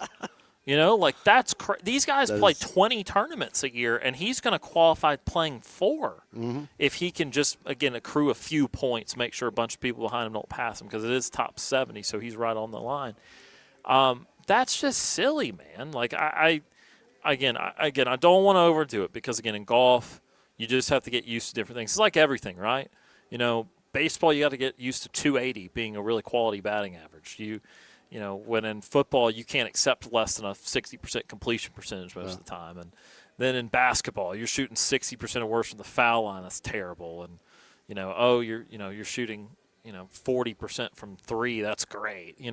Those kind of numbers. Well, in golf, Tiger Woods, in the most dominant stretch of golf history, won about 20 to 25% of his tournaments. And no one even does half of that. Like, Scotty Scheffler's won 1 time this year. Yeah. And he's world number 1 easily, and it's not disputed, and it shouldn't be. I think he's finished second 5 times this year now. So, again, it tells you he's been very close. But, these wins don't grow on trees. Jackson Coyven has as many wins this year as the world number 1. And Scotty's been playing all year long. And so my point is I don't know if there's a proper way to converse about, how many majors do you think Coyven will win, or how many PGA Tour victories, or what will he ever be number 1 in the world, stuff like that. Those are conversations that are not very typical of golf because there's too much randomness to it. And we now have the Masters music. Yes, Jackson Coyven will be at the Masters. Will be in the Masters. He'll be at the Masters now. Brooks Childers showing That's off, good producing showing by off Brooks. production chops. I'm not so sure you didn't tell him to do it, JJ, but we'll talk about that I later. truthfully did not. Okay. This is 100%. Okay. Yeah. I just saw you had your phone in your hands. I was in the NASCAR world. Okay. But Jackson, he won $1.5 million. Gonna guess payday. the NIL deal wasn't that lucrative. So that's pretty good.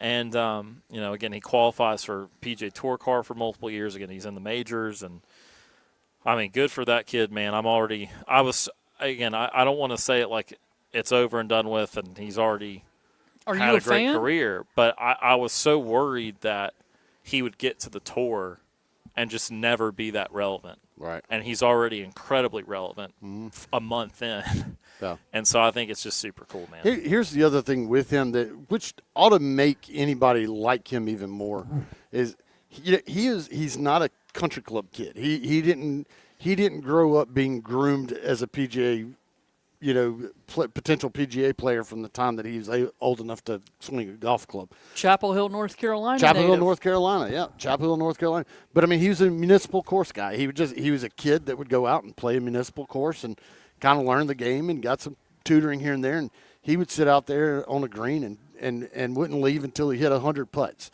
But he was a municipal guy. He's not a country club like the best tutoring that anybody could get. Well, he's done this on his own. And actually, Chapel Hill would love to take credit, but no, not really. Actually, San Jose, California, for the first 16 years of his life, which he grew up on a 9-hole public course. Right. And then moved to Chapel Hill at 17 because there's great golf over there. A year later, he's at Auburn. But yeah, I mean, again, the point remains that, he was not playing this immaculate course, getting used. I mean, even out in California where there's tremendous PGA Tour events, he's not growing up on Torrey Pines or Pebble Beach, know. So, credit to Jackson, man. All right, we got about 5 or 6 minutes left in our program. Again, we continue to broadcast live from Suns Ford here in Auburn. As we do each and every Monday now, we want to get to today's best and worst of the weekend. Now, time for the best and worst No! of the weekend. Worst of the weekend, Tom? Oh, man, my worst of the weekend would, I guess, be yesterday walking into work for the first time all week. And it was like, oh, man, like, I need to work. I got to make money. I get it. That's part of life. But after being gone from an entire week and in Tampa and enjoying all the great food and the beach and just everything that we did in Tampa, that first time you walk back in the doors of your actual job and it's like reality. Oh, man, yeah. And also knowing like there's no more breaks because we're close to school starting and football season. It was like there's no more breaks until maybe Christmas. So I'm like, here we go. Life. Yeah. Let's do this thing. Worst of the weekend. So I told you guys during one of the breaks, I felt like I had some really good material to deliver yesterday. Of course, now in the moment, I can't remember. I've been on a big AI kick as of late. Yikes. And so I've asked Google Gemini what the worst of the weekends were, and I've gotten responses for 4 weekend lows in the wide world of sports. So let me run through some for you. The Mets' continued slump, dropping a tight 4-3 game I don't know what against the LA Dodgers, extending their season-long struggles. How about this? Cincinnati Red star Ellie De La Cruz endured a rough defensive inning on Saturday, committing 2 errors in the first inning alone. Wow. Not ideal. Well, sounds like Thunder Chickens. A WNBA host snub. The Chicago Sky suffered a localized low, becoming the first host franchise in the WNBA to not have a single player selected to the All-Star game or the skills competition. And watching some highlights of that All-Star game, woof, that was some bad basketball being played. Yeah. And then finally, a weekend low. How about some NASCAR heartbreak? Denny Hamlin denied a career-defining victory at the Brickyard 400 when part-timer Corey Haim surged past him on the final restart. 18 tries Again, not a worst. for Denny Hamlin, and he has yet to kiss the bricks. Yeah. I need that to happen. Man. I was so busy watching Jackson Coyven, I didn't even realize the Brickyard was. Dude, I had both TVs going. Yeah, So we were. I want Solid. Denny. I So Denny always like to Hamlin's watch never that. won the Brickyard 400. Yeah, and it's not going to. That's He's only going to have one more shot at it. Let's get it done next year. No, I'm fine. I think that how do you think my Gemini new did? worst of the weekend was Jim- you doing AI for worst of the weekend. So I think that's I thought Gemini did pretty good. That was a it good did job. fine if you're very generic. Yeah. Your worst probably just popped up as breaking news. The Vita Vea, a little bit Vita ago. Vea wants a trade from Tampa, one of the best nose tackles in the game. So I'm going to go cry off air in a minute. Yeah. But other than that, my worst of the weekend actually was at the Brickyard. HMS, man. What if I told you Corey Heim, a part-time 2311 driver, has as many wins through 23 races as the entirety of Hendrick Motorsports? Is that true? That's true. Kyle Larson's not won yet. William Byron's not won. Alex Bowman's not won. And Chase Elliott's won twice this year. And their performance at the Brickyard was terrible. Kyle Larson blew a tire, wrecked, finished last.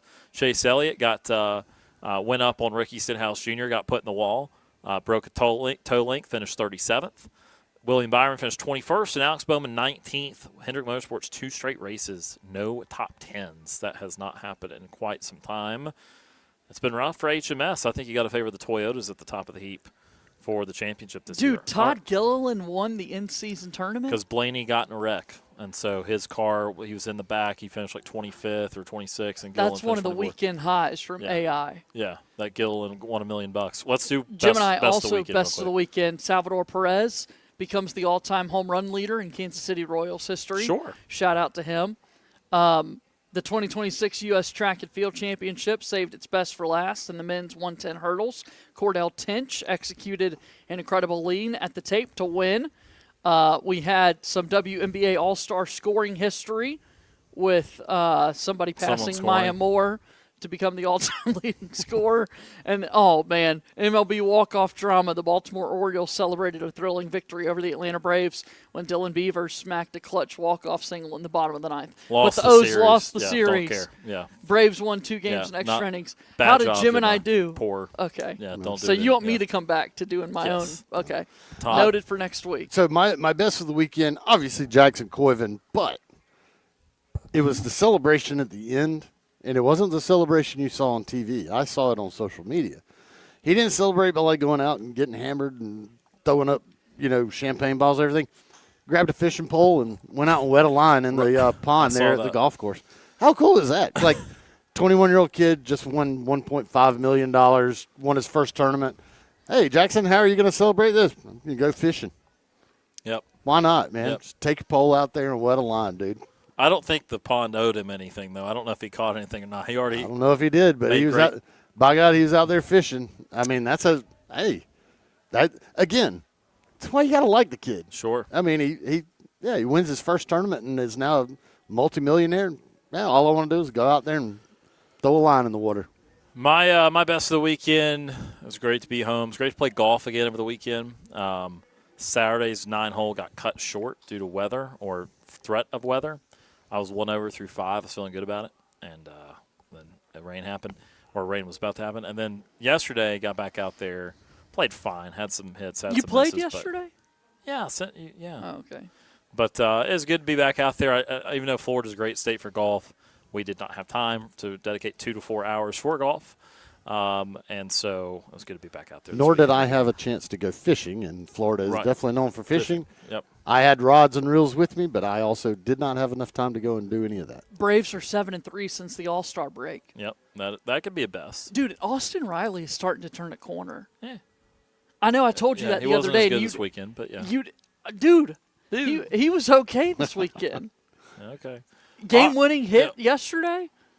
Yeah. Well, I think he was like. Friday had 3 hits? Did he really? Yeah. Okay. He's kind of getting it, finding a little Saturday, something. I didn't think he had. Whatever. We'll talk about it later. That's going to do it. We're out of time for the program today on this Monday edition of the program. We appreciate the opportunity to be at Suns Ford here in Auburn again. Make sure you stop by and find your new ride today at Suns Ford. Be sure to shout out Jared. JJ Jackson, thank you for being here today, sir. Thank you. Tom Peavy, thank you for being here today. We'll see you again tomorrow. Absolutely. Again, that will do it for us here today. A big thanks to Jared Dillard, our on-site producer, for getting everything up and running streamlines for us, and Brooks Childress for running the show back from our Auburn-based studios. For Brooks Childress, Jared Dillard, JJ Jackson, and Tom Peavy. My name is Ryan Boy. Enjoy the rest of your Monday. We'll talk to you again tomorrow.